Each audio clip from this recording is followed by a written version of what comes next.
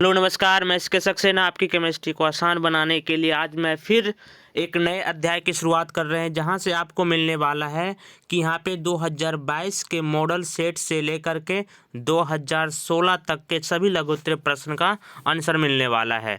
तो आप लोग सभी तैयार हो जाएं, क्योंकि ये वीडियो बहुत ही कमाल की होने वाली है। अगर आप हमारे चैनल पर नए हैं तो सबसे पहले आप हमारे चैनल को सब्सक्राइब कर दीजिए, और इस क्वेश्चन के सारे PDF के लिए आप हमारे इस नंबर पर कांटेक्ट कर सकते हैं। अगर नहीं तो आप हमारे टेलीग्राम चैनल पे भी जुड़ सकते हैं।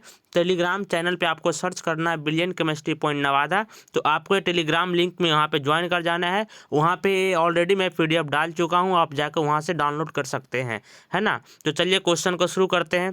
क्वेश्चन नंबर फर्स्ट पे आ जाओ विद्यार्थी। क्वेश्चन नंबर फर्स्ट क्या कह रहा है कि ZnO ठंड अवस्था में उजला होता है एवं गर्म अवस्था में पीला होता है, व्याख्या करने के लिए बोल रहा है। कार्य कि ठंड अवस्था में ZnO उजला क्यों होता है और गर्म करने पे इसका रंग पीला क्यों हो जाता है, इसकी बात कर रहा है ना। तो इसका आंसर आपको क्या करना है विद्यार्थी, आपको बोलना है कि ZnO जो ठंड अवस्था में इसका संरचना कैसा होता है, इसका संरचना क्रिस्टलीय होता है, और क्रिस्टलीय होने के वजह से इसका रंग सफ़ेद हो जाता है, यानी कि उजला रहता है। लेकिन जब ZnO को आप थोड़ा सा इसको गर्म करते हैं ना, तो इसमें जो उपस्थित जिंक 2+ आयन की संख्या जो होती है, ये उछल कर कहाँ चला जाता है, ये अंतरा आकाशीय स्थान में चला जाता है। देखिए मैं यहाँ पे घेरा लगा देता हूँ कि ये इंपॉर्टेंट पॉइंट है इस क्वेश्चन का, कि Zn2+ आयन अंतराकाशीय स्थान में चला जाता है। कब? जब इसको हम लोग गर्म करते हैं तब। और ऐसा करने से क्या होता है, इसका दूसरा इंपॉर्टेंट लाइन क्या लिखा हुआ है,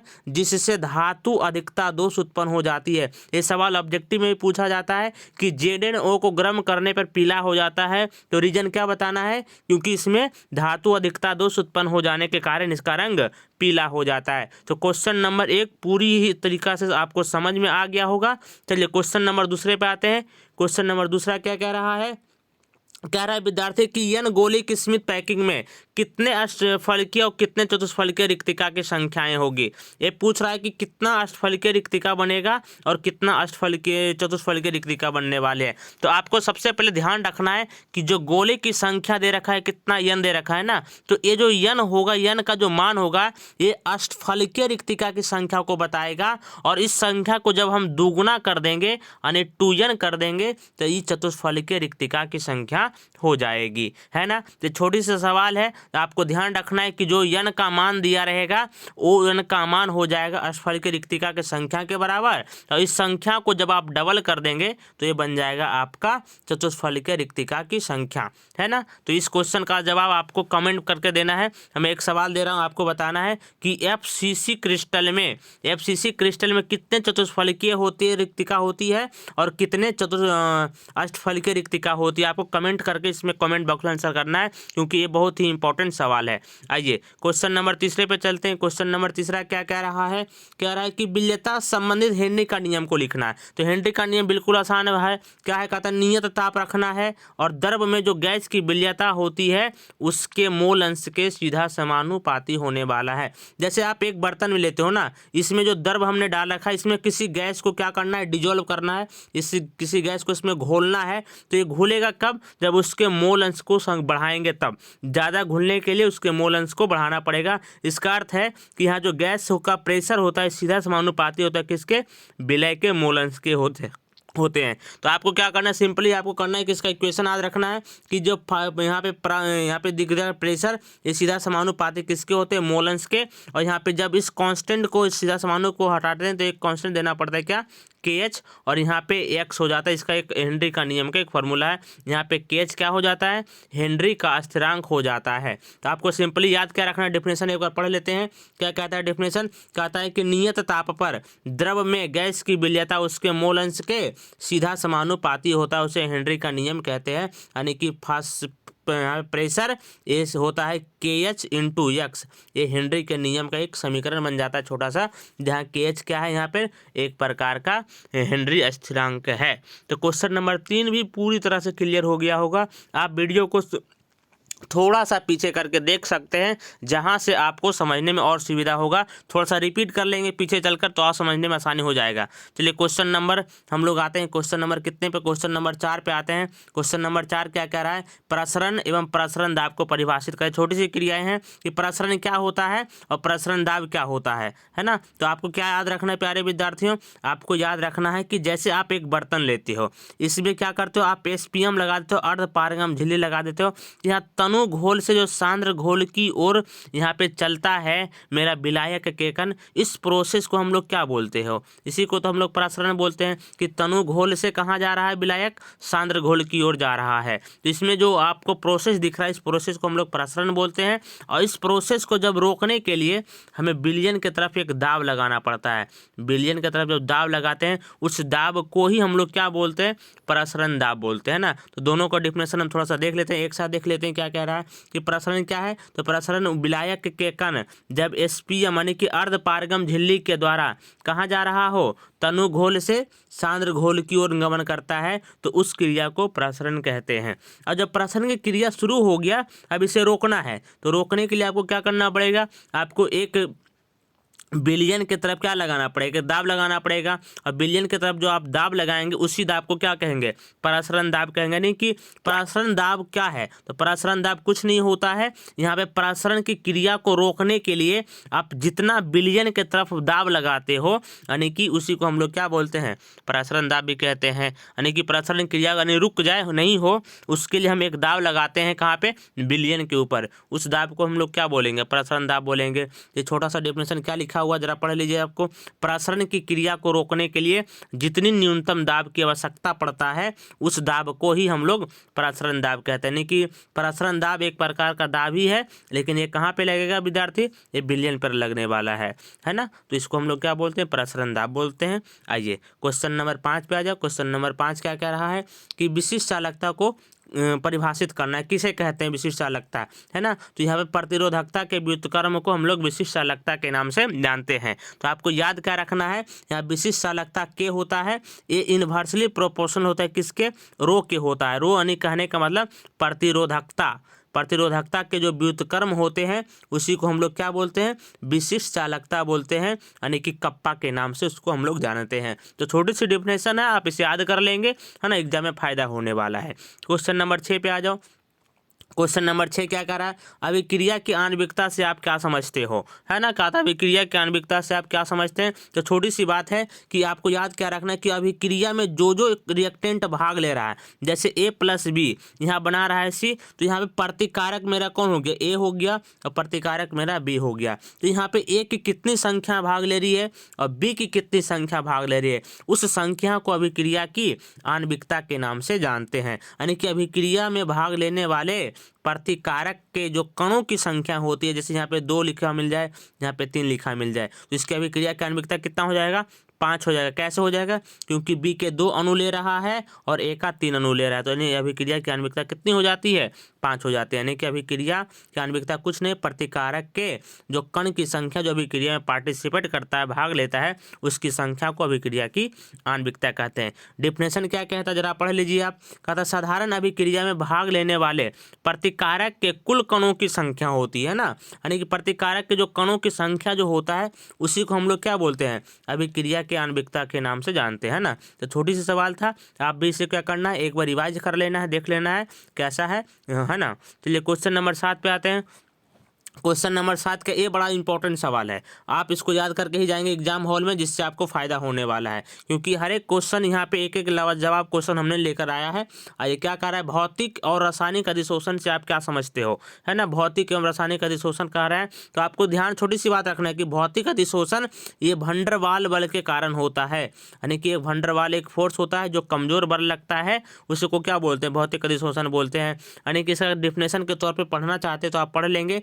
क्या क्या कह रहा है कि वह अधिशोषण जिसमें अधिशोषक और अधिशोष के बीच, यानी एक अधिशोषक होता है, यानी कि जो ये मेरा क्या है एक सरफेस है, इस पे अगर इसका सरफेस को हम लोग क्या बोलते हैं, इसको बोलते हैं हम लोग अधिशोषक बोलते हैं। और ऊपर से जो भी आ रहा है इस पे क्या हो रहा है, इस पे आकर जो रुक रहा है, जो जमा हो रहा है और रुकने वाला कण को हम लोग क्या बोलते हैं, अधिशोष बोल के नाम से जानते हैं। तो दोनों के बीच में जो बंधन होना चाहिए कैसा होना चाहिए, ये वंडरवाल बल लगना चाहिए, तो उसको हम लोग क्या बोलेंगे, भौतिक अधिशोषण बोलने वाले हैं। एक बार इसको पढ़ लेते हैं, क्या कह रहा है कि वह अधिशोषण जिसमें अधिशोषक और अधिशोष के बीच कमजोर वंडरवाल होता है उसे भौतिक अधिशोषण के नाम से हम लोग जानते हैं।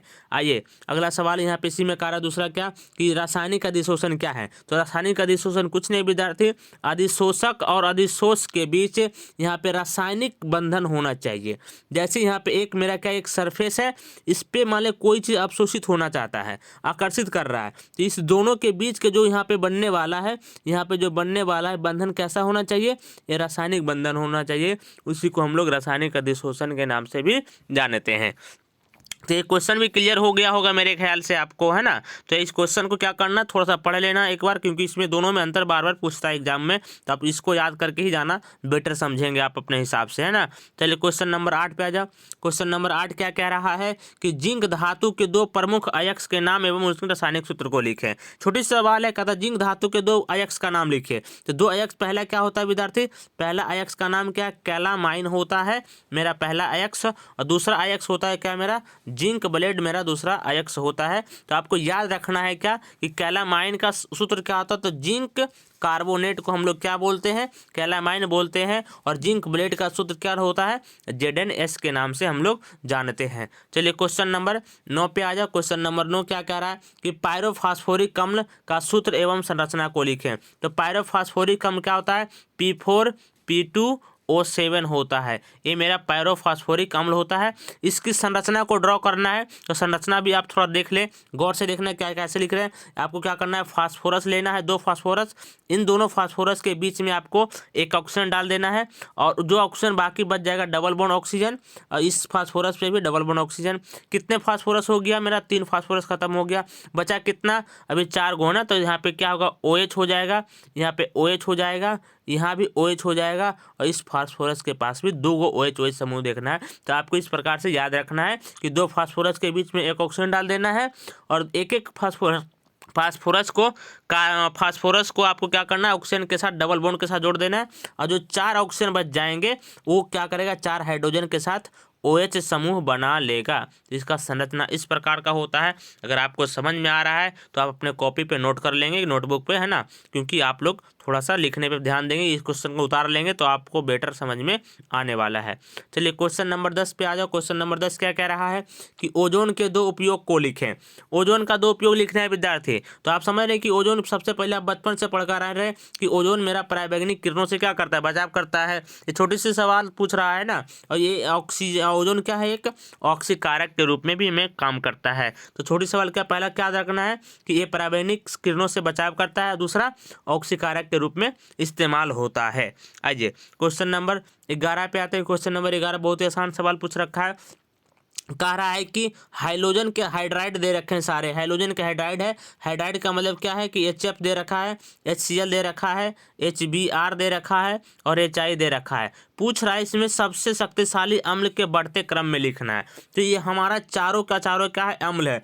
पूछा है इसमें सबसे ज़्यादा प्रबल अम्ल कौन होगा। तो आपको पता है कि जब हम वर्ग में नीचे की ओर जाते हैं तो क्या होता है, यहाँ पे आकार साइज बढ़ जाने के कारण अम्लीय क्षमता क्या होता है, बढ़ता है। यानी सबसे ज़्यादा ZI ये सबसे ज़्यादा प्रबल अम्ल होगा। उसके बाद कौन आने वाला है, HBr आने वाला है, उसके बाद HCl आने वाला है, और सबसे कम HF होने वाला है। तो अब इस ट्रेंड को याद रखें। सवाल पूछता है कि HF कमज़ोर अम्ल होता है, जबकि जी यहाँ पे हाइड्रोजन आयोडाइड प्रबल अम्ल होता है, क्यों। तो आपको ये याद रखना है ट्रेंड, क्योंकि यहाँ पे वर्ग में जब नीचे से ऊपर से नीचे की ओर जाते हैं तो यहाँ पे साइज बढ़ता है, तो यहाँ पे बंधन टूटने की संभावना ज़्यादा हो जाती है।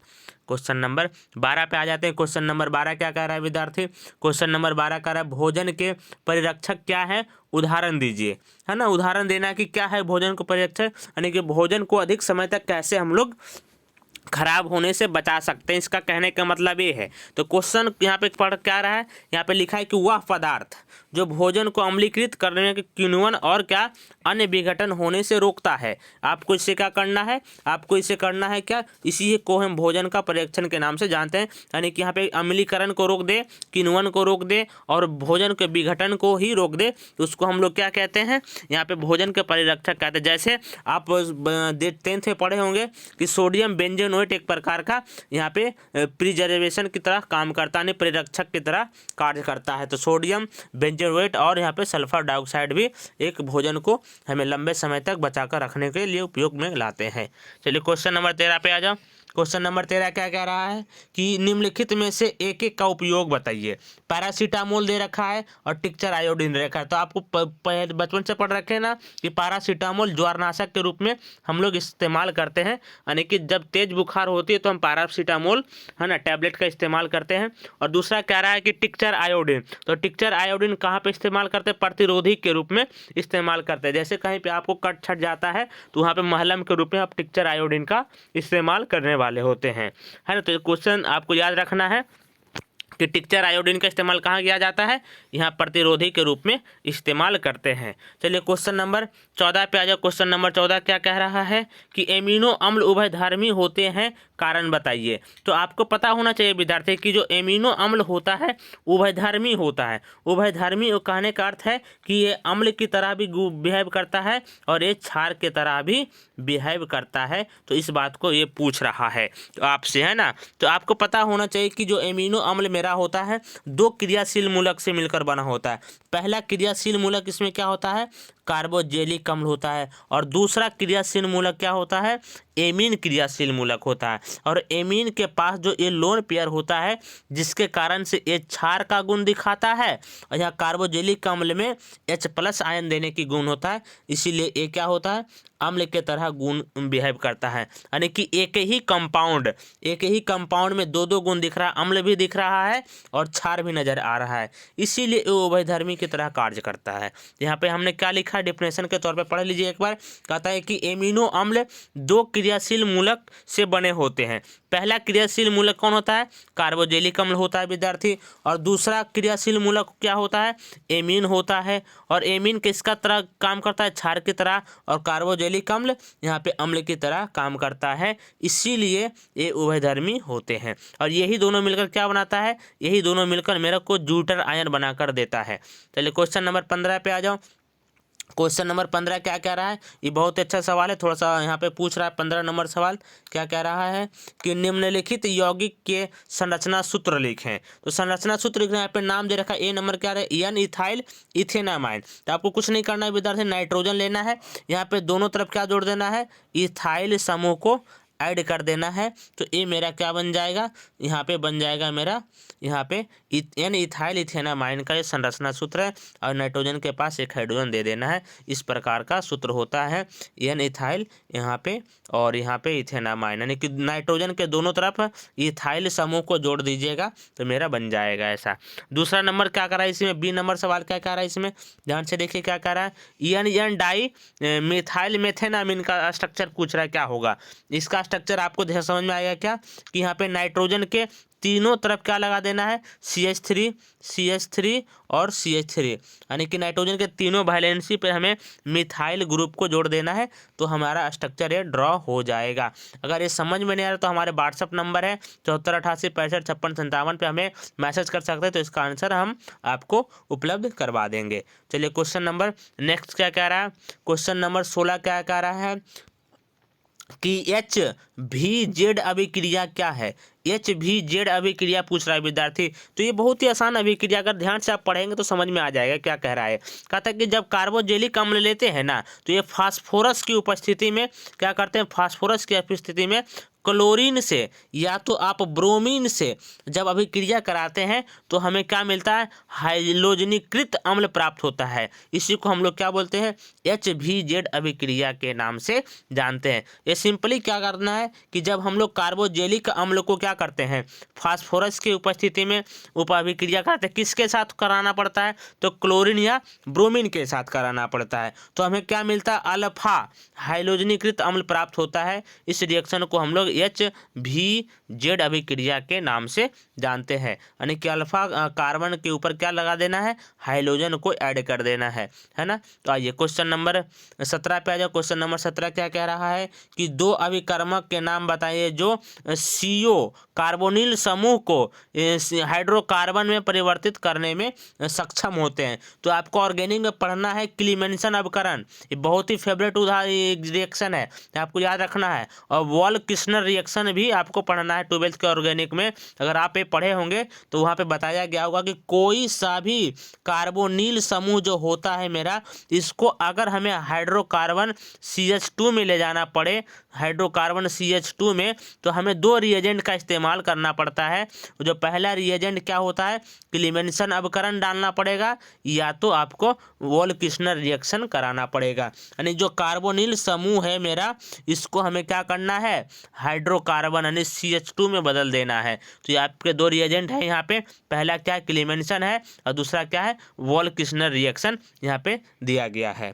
क्वेश्चन नंबर 18 पे आ जाते हैं। क्वेश्चन नंबर 18 क्या कह रहा है कि एल्डिहाइड के बहुलीकरण से प्राप्त यौगिक के नाम बताइए। तो हमने आपको यहाँ पे लिखा है कि इस प्रश्न के उत्तर व्हाट्सएप पर मिलेगा, हमने अपना व्हाट्सएप नंबर दे रखा है, आप यहाँ पे इसका मैसेज करने वाले हैं। तो यहाँ पे क्योंकि इसमें रिएक्शन बड़ा होने के कारण हम यहाँ पे इसको टाइप नहीं कर पाए हैं, तो आपको क्या करना है, थोड़ा सा मेहनत करना है, क्या थोड़ा सा कि हमारे इस व्हाट्सएप नंबर पर आपको मैसेज कर देना है, जिससे आपको ये आंसर मिल जाएगा, है ना। चलिए क्वेश्चन नंबर नेक्स्ट पे आते हैं। क्वेश्चन नंबर नेक्स्ट क्या कह रहा है कि शक्ति एल्कोहल क्या है, इसके उपयोग को लिखें। यानी कि पावर एल्कोहल पूछ रहा है कि शक्ति एल्कोहल क्या है, तो ये पूछ रहा है आपसे, आपको डेफिनेशन के तौर पे क्या लिखना है, चलो इसको समझ लें।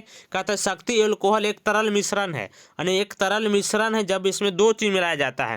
पहला मिलाया जाता है इथाइल एल्कोहल मिलाया जाता है, और दूसरा इसमें पेट्रोल मिलाया जाता है। जब दोनों को मिलाते हैं तो ये शक्ति एल्कोहल के रूप में काम करता है, यानी कि ये पावर एल्कोहल की तरह बिहेव करता है, जो हम ईंधन के रूप में इसका इस्तेमाल करने वाले होते हैं। तो इस क्वेश्चन बिल्कुल ही आसान सवाल है। कहता है कि शक्ति एल्कोहल क्या है विद्यार्थी, तो शक्ति एल्कोहल एक तरल मिश्रण है ना, एक तरल मिश्रण है जो निर्धारित अनुपात में किस किन दो चीज़ों को मिलाते हैं, तो हमें इथाइल एल्कोहल को और पेट्रोल को मिलाकर एक मिश्रण बनाया जाता है, और इस मिश्रण का उपयोग हम लोग क्या करते हैं, ईंधन के रूप में करते हैं। इसी को हम लोग शक्ति एल्कोहल के नाम से जानते हैं। ये क्वेश्चन बहुत ही आसान था। क्वेश्चन नंबर 20 पे आ जाओ।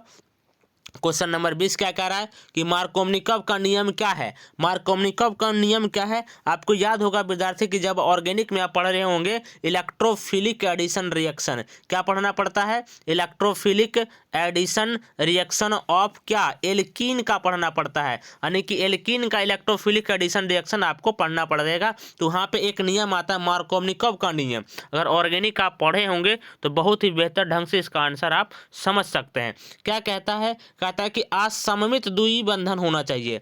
असममित द्वि बंधन, असममित कहने का मतलब है कि जब कार्बन कार्बन के बीच डबल बॉन्ड हो तो इसके जो दोनों तरफ ग्रुप होने चाहिए अलग अलग होना। यहाँ पे क्या देते हैं CH2, अगर हम यहाँ पे क्या लगाते हैं CH3, तो ये दो द्वि बंधन जो हाइड्रोकार्बन दिख रहा है मेरे को, यहाँ पे दिख रहा है कि इसकी इस साइड क्या है मिथाइल है, और इसके इस साइड पे क्या है सिर्फ दो हाइड्रोजन लगा हुआ है। तो ये मेरा असममित द्वि बंधन हो गया, है ना। और कहता है इसमें इलेक्ट्रोफिलिक एडिशन करवाइए, यानी इलेक्ट्रॉन स्नेही योग अभिक्रिया करने पर क्या होता है, तो इसमें जो धनात्मक भाग होता है विद्यार्थी, धनात्मक भाग मतलब क्या, उसमें हाइड्रोजन प्लस में आता है। तो हाइड्रोजन कहाँ पे जुड़ेगा, हाइड्रोजन वहाँ जुड़ेगा जहाँ हाइड्रोजन की संख्या अधिक होगी। तो आपने द्वि बंधन कार्बन के बीच में आप उस कार्बन पे हाइड्रोजन को ऐड करोगे जहाँ पे आपको हाइड्रोजन ज़्यादा है। जैसे यहाँ पे एक हाइड्रोजन है, यहाँ पे दो हाइड्रोजन है, तो आपको जहाँ ज़्यादा हाइड्रोजन की संख्या नजर आ रहा है और वहीं पे ज़्यादा हाइड्रोजन को क्या करना है, जोड़ देना है।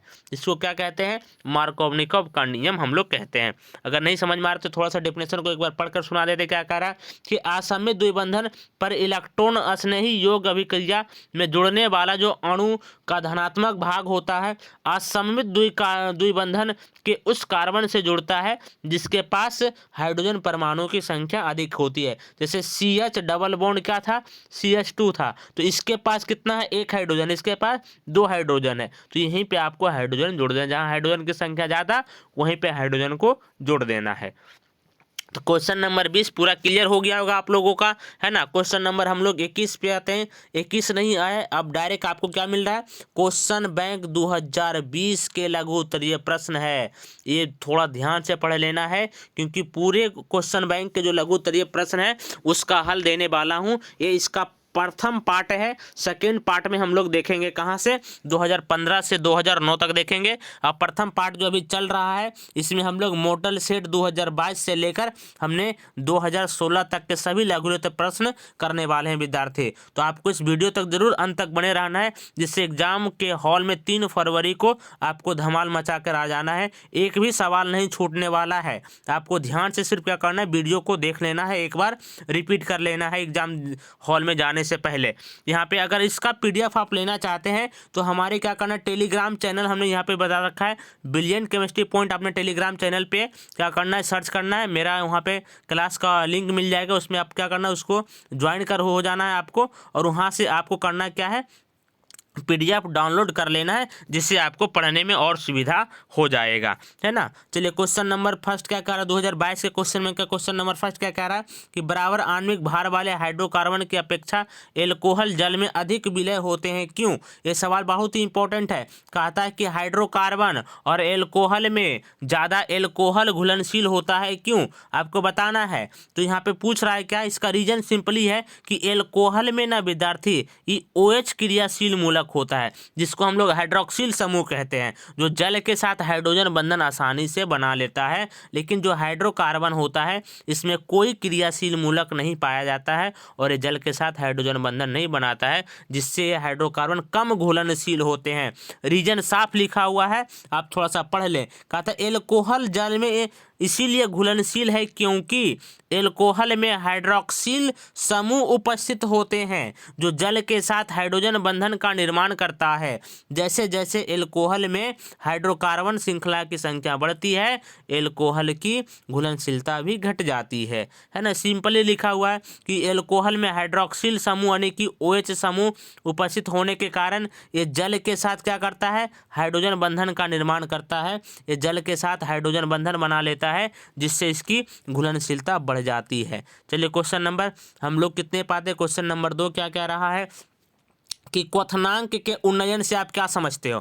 क्वथनांक के उन्नयन पूछ रहा है विद्यार्थी, तो आपको क्वथनांक का उन्नयन सिंपली याद क्या रखना है, विलयन के क्वथनांक बिंदु जो होगा और उसका जो शुद्ध विलायक का जो क्वथनांक बिंदु होने वाला है, उसके अंतर को हम लोग क्या बोलते हैं, हिम क्वथनांक में उन्नयन कहते हैं। यानी कि डेल्टा TB बराबर होता है TB माइनस T0B होता है प्यारे विद्यार्थियों। तो आप इसमें क्या है, TB क्या है, विलयन का क्वथनांक बिंदु है, T0B क्या है, शुद्ध विलायक का क्वथनांक बिंदु है। और दोनों में जो अंतर दिखेगा उस अंतर को आप लोग क्या बोलने वाले हो, क्वथनांक में उन्नयन के नाम से आप लोग जानते हैं। तो यहाँ पे डिफिनेशन क्या कह रहा है कि विलयन के क्वथनांक बिंदु एवं शुद्ध विलायक के क्वथनांक बिंदु के अंतर को हम लोग क्वथनांक में उन्नयन के नाम से जानते हैं। यहाँ पे इक्वेशन दे रखा है, डेल्टा TB बराबर TB माइनस T0B। आप इस फॉर्मूले को याद रख लेंगे। चलिए क्वेश्चन नंबर 3 पे आ जाओ। क्वेश्चन नंबर 3 क्या कह रहा है, क्वेश्चन नंबर 3 क्या कह रहा है कि टेट्राएमीन इक्वा क्लोरिडो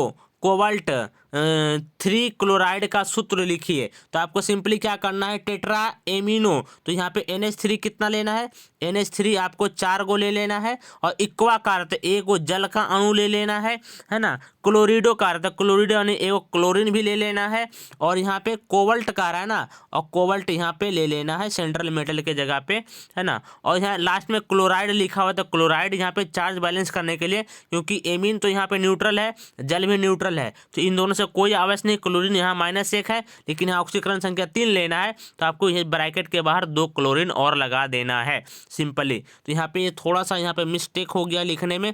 आपको क्या करना है, H2O के जगह पे NH3 कर देना है, और बीच में एक H2O और डाल देना है, बाकी सब सही है ना। चलिए आइए क्वेश्चन नंबर 4 पे आ जाओ। क्वेश्चन नंबर 4 क्या कह रहा है कि एल्कोहल के जलीय विलयन विद्युत का कुचालक क्यों होता है। यानी कि जो एल्कोहल का जो जलीय विलयन होता है वो विद्युत का चालन नहीं करता है, कुचालक हो जाता है, क्यों। तो सिंपली रीजन क्या लिखा हुआ है कि एल्कोहल और जल के बीच हाइड्रोजन बंधन बनता है। सिंपली बात ये आपने पढ़ रखा है कि जब भी आप एल्कोहल को किस में डाल रहे हैं, जल में आप लोग डालेंगे तो दोनों के बीच में हाइड्रोजन बॉन्ड बन जाएगा, और हाइड्रोजन बॉन्ड बनने से ये टूटता नहीं है आयन में, है ना, जिसके कारण यह आयन में नहीं टूटते हैं और विद्युत विलयन क्या होता है, विद्युत का कुचालक रह जाता है। सिंपली रीजन है क्योंकि हाइड्रोजन बंधन बन जाने के कारण अंतरानुक बल बढ़ जाता है, जिससे आयन में टूटता ही नहीं है, तो यहाँ पे विलयन कुचालक तो रह ही जाएगा, है ना, विलयन विद्युत का चालन नहीं कर पाता है ना। छोटी सी सवाल थी। क्वेश्चन नंबर 5 पे आ जाओ। क्वेश्चन नंबर 5 क्या कह रहा है, बहुत अच्छे सवाल है। कायरल और अकायरल यौगिक क्या होते हैं? कायरल यौगिक क्या होते हैं विद्यार्थी? कायरल यौगिक का एक बहुत ही इंपॉर्टेंट खास बात क्या है कि इसका जो प्रतिबिंब होता है, मिरर इमेज जो होता है, जो अपने मिरर इमेज पर ये सुप्रीम पोज नहीं करता। सुप्रीम पोज कहने का मतलब ये अध्यारोपित नहीं होते हैं। ये क्या है, ऑप्टिकल आइसोमरिज्म का क्वेश्चन है विद्यार्थी। ऑप्टिकल आइसोमरिज्म आप पढ़े होंगे, थोड़ा बहुत आइसोमरिज्म तो समझ में आता होगा। कायरल और अकायरल क्या होते हैं? कायरल अणु उसको हम लोग कहेंगे विद्यार्थी जो इसके पास जो उसका जो दर्पण प्रतिबिंब बनने वाला है, यानी दर्पण प्रतिबिंब जो बनेगा उसके मिरर इमेज पे सुप्रीम पोज नहीं करने वाले होते हैं। यहाँ पे क्या लिखा है, यहाँ पे एक बार डेफिनेशन आप थोड़ा सा पढ़िए कि समझ में आ जाएगा। कहता है कायरल यौगिक में जो कायरल पदार्थ होते हैं अपने दर्पण प्रतिबिंब, जो उसका प्रतिबिंब है, जब उस पर आपको उसको रखना पड़े तो ये पूरी तरह से अध्यारोपित नहीं हो सकता, यानी पूरी तरह से उसको ढक नहीं सकते हैं। उसको हम लोग क्या बोलेंगे, कायरल यौगिक के नाम से जानते हैं। जस्ट इसका विपरीत क्या कहना है कि जबकि अकायरल यौगिक अपने दर्पण प्रतिबिंब के ऊपर पूर्ण रूप से अध्यारोपित हो जाते हैं, उसे अकायरल बोलते हैं। अकायरल यौगिक मतलब जो इसका दर्पण प्रतिबिंब बनने वाला है, ये अपने मिरर इमेज पे सुप्रीम पोज यानी कि अध्यारोपित हो जाते हैं, ये पूरी तरह से उसको ढक लेता है ना। तो ये अकायरल यौगिक की पहचान होती है। क्वेश्चन नंबर 6 क्या कह रहा है, 6 कह रहा है क्या होता है जब PCl5 को गर्म किया जाता है, अभिक्रिया दें। छोटी सी रिएक्शन आपको याद रखना है। PCl का 5 का पहले स्ट्रक्चर ड्रा करते हैं। यहाँ पे फास्फोरस है, क्लोरीन यहाँ पे 3 गो रहता है एक ही प्लेन में, और 2 क्लोरीन वहाँ पे रहता है 90 डिग्री के एंगल पे बना हुआ रहता है। तो इसमें आपको दिख रहा होगा कि यहाँ पे 3 क्लोरीन जो प्लेन में दिख रहा है, 1 2 3, इसको हम लोग क्या बोलते हैं, निरक्षीय बॉन्ड बोलते हैं। ये निरक्षीय बॉन्ड होता है। और जो 2 क्लोरीन ऊपर और नीचे जो दिख रहा है, इसको हम बोलते हैं अक्षीय बॉन्ड बोलते हैं। तो इसमें आपको क्या दिख रहा है, 3 बॉन्ड क्या है, यानी 3 बॉन्ड क्या है विद्यार्थी, निरक्षीय है, और 2 बॉन्ड क्या है, अक्षीय है। और जो अक्षीय बॉन्ड होता है वो कमजोर बॉन्ड होता है, यानी कि ऊपर वाला क्लोरीन और नीचे वाला क्लोरीन कमजोर बंधन से जुड़े होते हैं, क्योंकि इन दोनों के बीच की दूरी 90 है, जबकि यहाँ पे तीनों के बीच में 120 है, यानी कि अणु यहाँ पास पास है, जिससे रिपल्सन फोर्स लग जाता है। तो इसको डिफिनेशन के तौर पर पढ़कर सुना देते हैं। क्या लिखा हुआ है, लिखा हुआ है विद्यार्थी PCl5 में 3 गो निरक्षीय बॉन्ड होता है जो प्लेन में होता है, आपको समझा दिए हैं, और 2 अक्षीय बॉन्ड होता है जो 90 डिग्री कोण से ऊपर और नीचे लगे होते हैं। चूंकि अक्षीय बंधन निरक्षीय बॉन्ड से दुर्लभ होता यानी कमजोर होता है, इसीलिए PCl5 को जो गर्म किया जाता है तो कम अस्थायी निरक्षीय बॉन्ड यहाँ पे टूटकर PCl3 और Cl2 गैस बनाते हैं। क्या करना है, PCl5 को जब आप हीट करेंगे तो ये PCl3 और यहाँ पे Cl2 गैस के रूप में यहाँ पे मिल जाएगा, है ना। चलिए क्वेश्चन नंबर हम लोग 7 पे देखते हैं। क्वेश्चन नंबर 7 क्या कह रहा है, क्वेश्चन नंबर 7 पे आ जाओ। क्या होता है जब N-ब्यूटाइल क्लोराइड को एल्कोहलिक KOH के साथ अभिक्रिया कराते हैं। तो आपको सिंपली याद रखना है, यहाँ पे क्या दिख रहा है, एल्काइल क्लोराइड, कोई सा भी एल्काइल क्लोराइड आप ले लें, इसकी अभिक्रिया जब एल्कोहलिक मीडियम में KOH के साथ कराएंगे तो आपको क्या मिलने वाला है, एल्कीन मिलने वाला है। जो छोटी सी रिएक्शन लिखा है आप लोग पढ़े होंगे, हेलो एल्केन एवं हेलो एरिन चैप्टर में ये पढ़ाया जाता है कि हेलो एल्केन का रासायनिक अभिक्रिया होती है।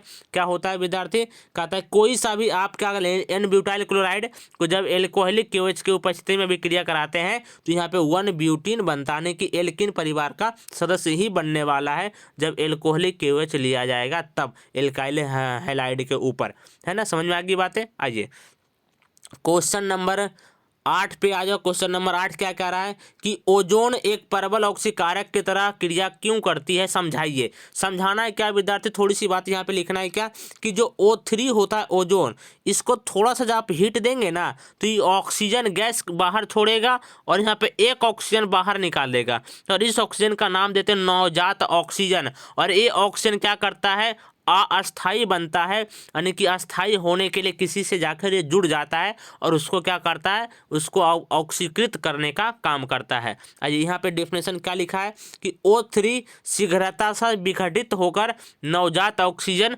उत्पन्न करती है जो विभिन्न पदार्थों को ऑक्सीकृत कर देती है, इसीलिए यह परबल ऑक्सीकारक की क्रिया करती है ना। ओजोन को आप ओ ऑक्सीजन में तोड़ देते हैं और एक क्या करता है, पदार्थ में जाकर चिपक जाता है और यहाँ पे ऑक्सीकरण में भाग ले लेता है। क्वेश्चन नंबर 9 पे आ जाओ। क्वेश्चन नंबर 9 क्या कह रहा है कि अमोनिया एक अच्छा लिगेंड है, क्यों? अमोनिया लिगेंड की तरह बिहेव क्यों करता है, ये समझाना है आपको, है ना। तो कहता है कि अमोनिया एक लिगेंड के रूप में उपयोग होता है क्योंकि इसके नाइट्रोजन परमाणु के पास एक युग्मक इलेक्ट्रॉन होता है जो बड़े ही सफलतापूर्वक आसानी से सहसंयोजन बंधन बना लेता है। यानी कि अमोनिया जो होता है विद्यार्थी, NH3 जो होती है, इसमें नाइट्रोजन के पास एक लोन पेयर होता है और ये लोन पेयर क्या करता है, सेंट्रल मेटल के साथ कोऑर्डिनेशन बॉन्ड बनाने में सक्षम होता है, इसीलिए अमोनिया एक अच्छा लिगेंड की तरह बिहेव करता है ना। और अमोनिया एक प्रबल लिगेंड है, स्ट्रॉन्ग लिगेंड है ना, याद रखना इस बात को। चलिए क्वेश्चन नंबर 10 पे आ जाओ। क्वेश्चन नंबर 10 क्या कह रहा है, क्या आप एमिनो अम्ल से क्या समझते हैं? आप आवश्यक एमिनो अम्ल से क्या समझते हैं? कारण आवश्यक अमीनो अम्ल क्या है, तो आवश्यक एमिनो अम्ल हमें आवश्यकता पड़ती है कब, कहता है कि वह एमिनो अम्ल जो हमारे शरीर में नहीं बनते हैं। सिंपली बात है कि जो हमारे शरीर में एमिनो अम्ल नहीं बन पाता है और जिसे बाहर से लेने की आवश्यकता पड़ता है उसे आवश्यक एमिनो अम्ल कहते हैं।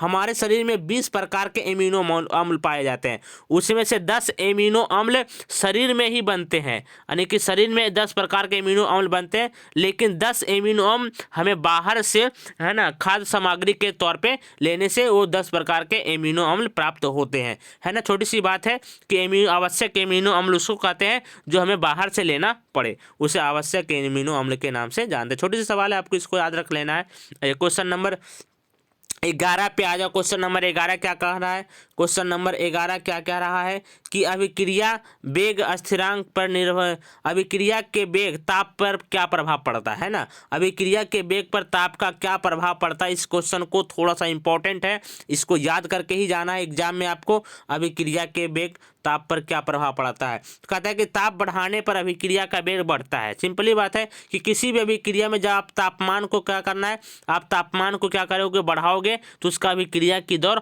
और बढ़ जाएगा, यानी कि रिएक्शन और तेजी से होने लगेगा।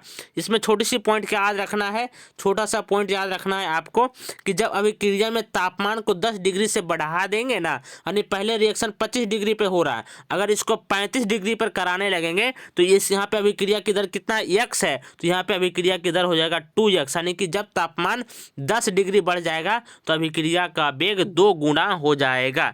ये रिएक्शन आपको कभी कभी ऑब्जेक्टिव में पूछता है कि तापमान 10 डिग्री बढ़ाने से अभिक्रिया की दर कितना होता है, तो ये लगभग 2 गुना के बराबर हो जाता है ना। क्वेश्चन नंबर आ जाओ 12 पे। क्वेश्चन नंबर 12 क्या कह रहा है, यहाँ पे एक कॉम्प्लेक्स दे रखा है, कह रहा है इसका नाम लिखिए। तो नाम लिखने के लिए, कॉम्प्लेक्स का नाम लिखने के लिए छोटी छोटी रूल होते हैं। सबसे पहले कैटायनिक पार्ट का लिखा जाता है, तो इसमें कैटायनिक पार्ट क्या है, पोटेशियम, यहाँ पे कैटायनिक पार्ट है तो हमने सबसे पहले पोटेशियम का नाम लिख दिया। उसके बाद लिगेंड का नाम लिखा जाता है। लिगेंड यहाँ पे कौन है, ऑक्जिलेटो है। तो यहाँ पे कितने लिगेंड है, 3 लिगेंड है, तो यहाँ 3 के लिए ट्राई और कौन सा है, ऑक्जिलेट है, तो इसके लिए ऑक्जिलेटो शब्द इस्तेमाल करते हैं।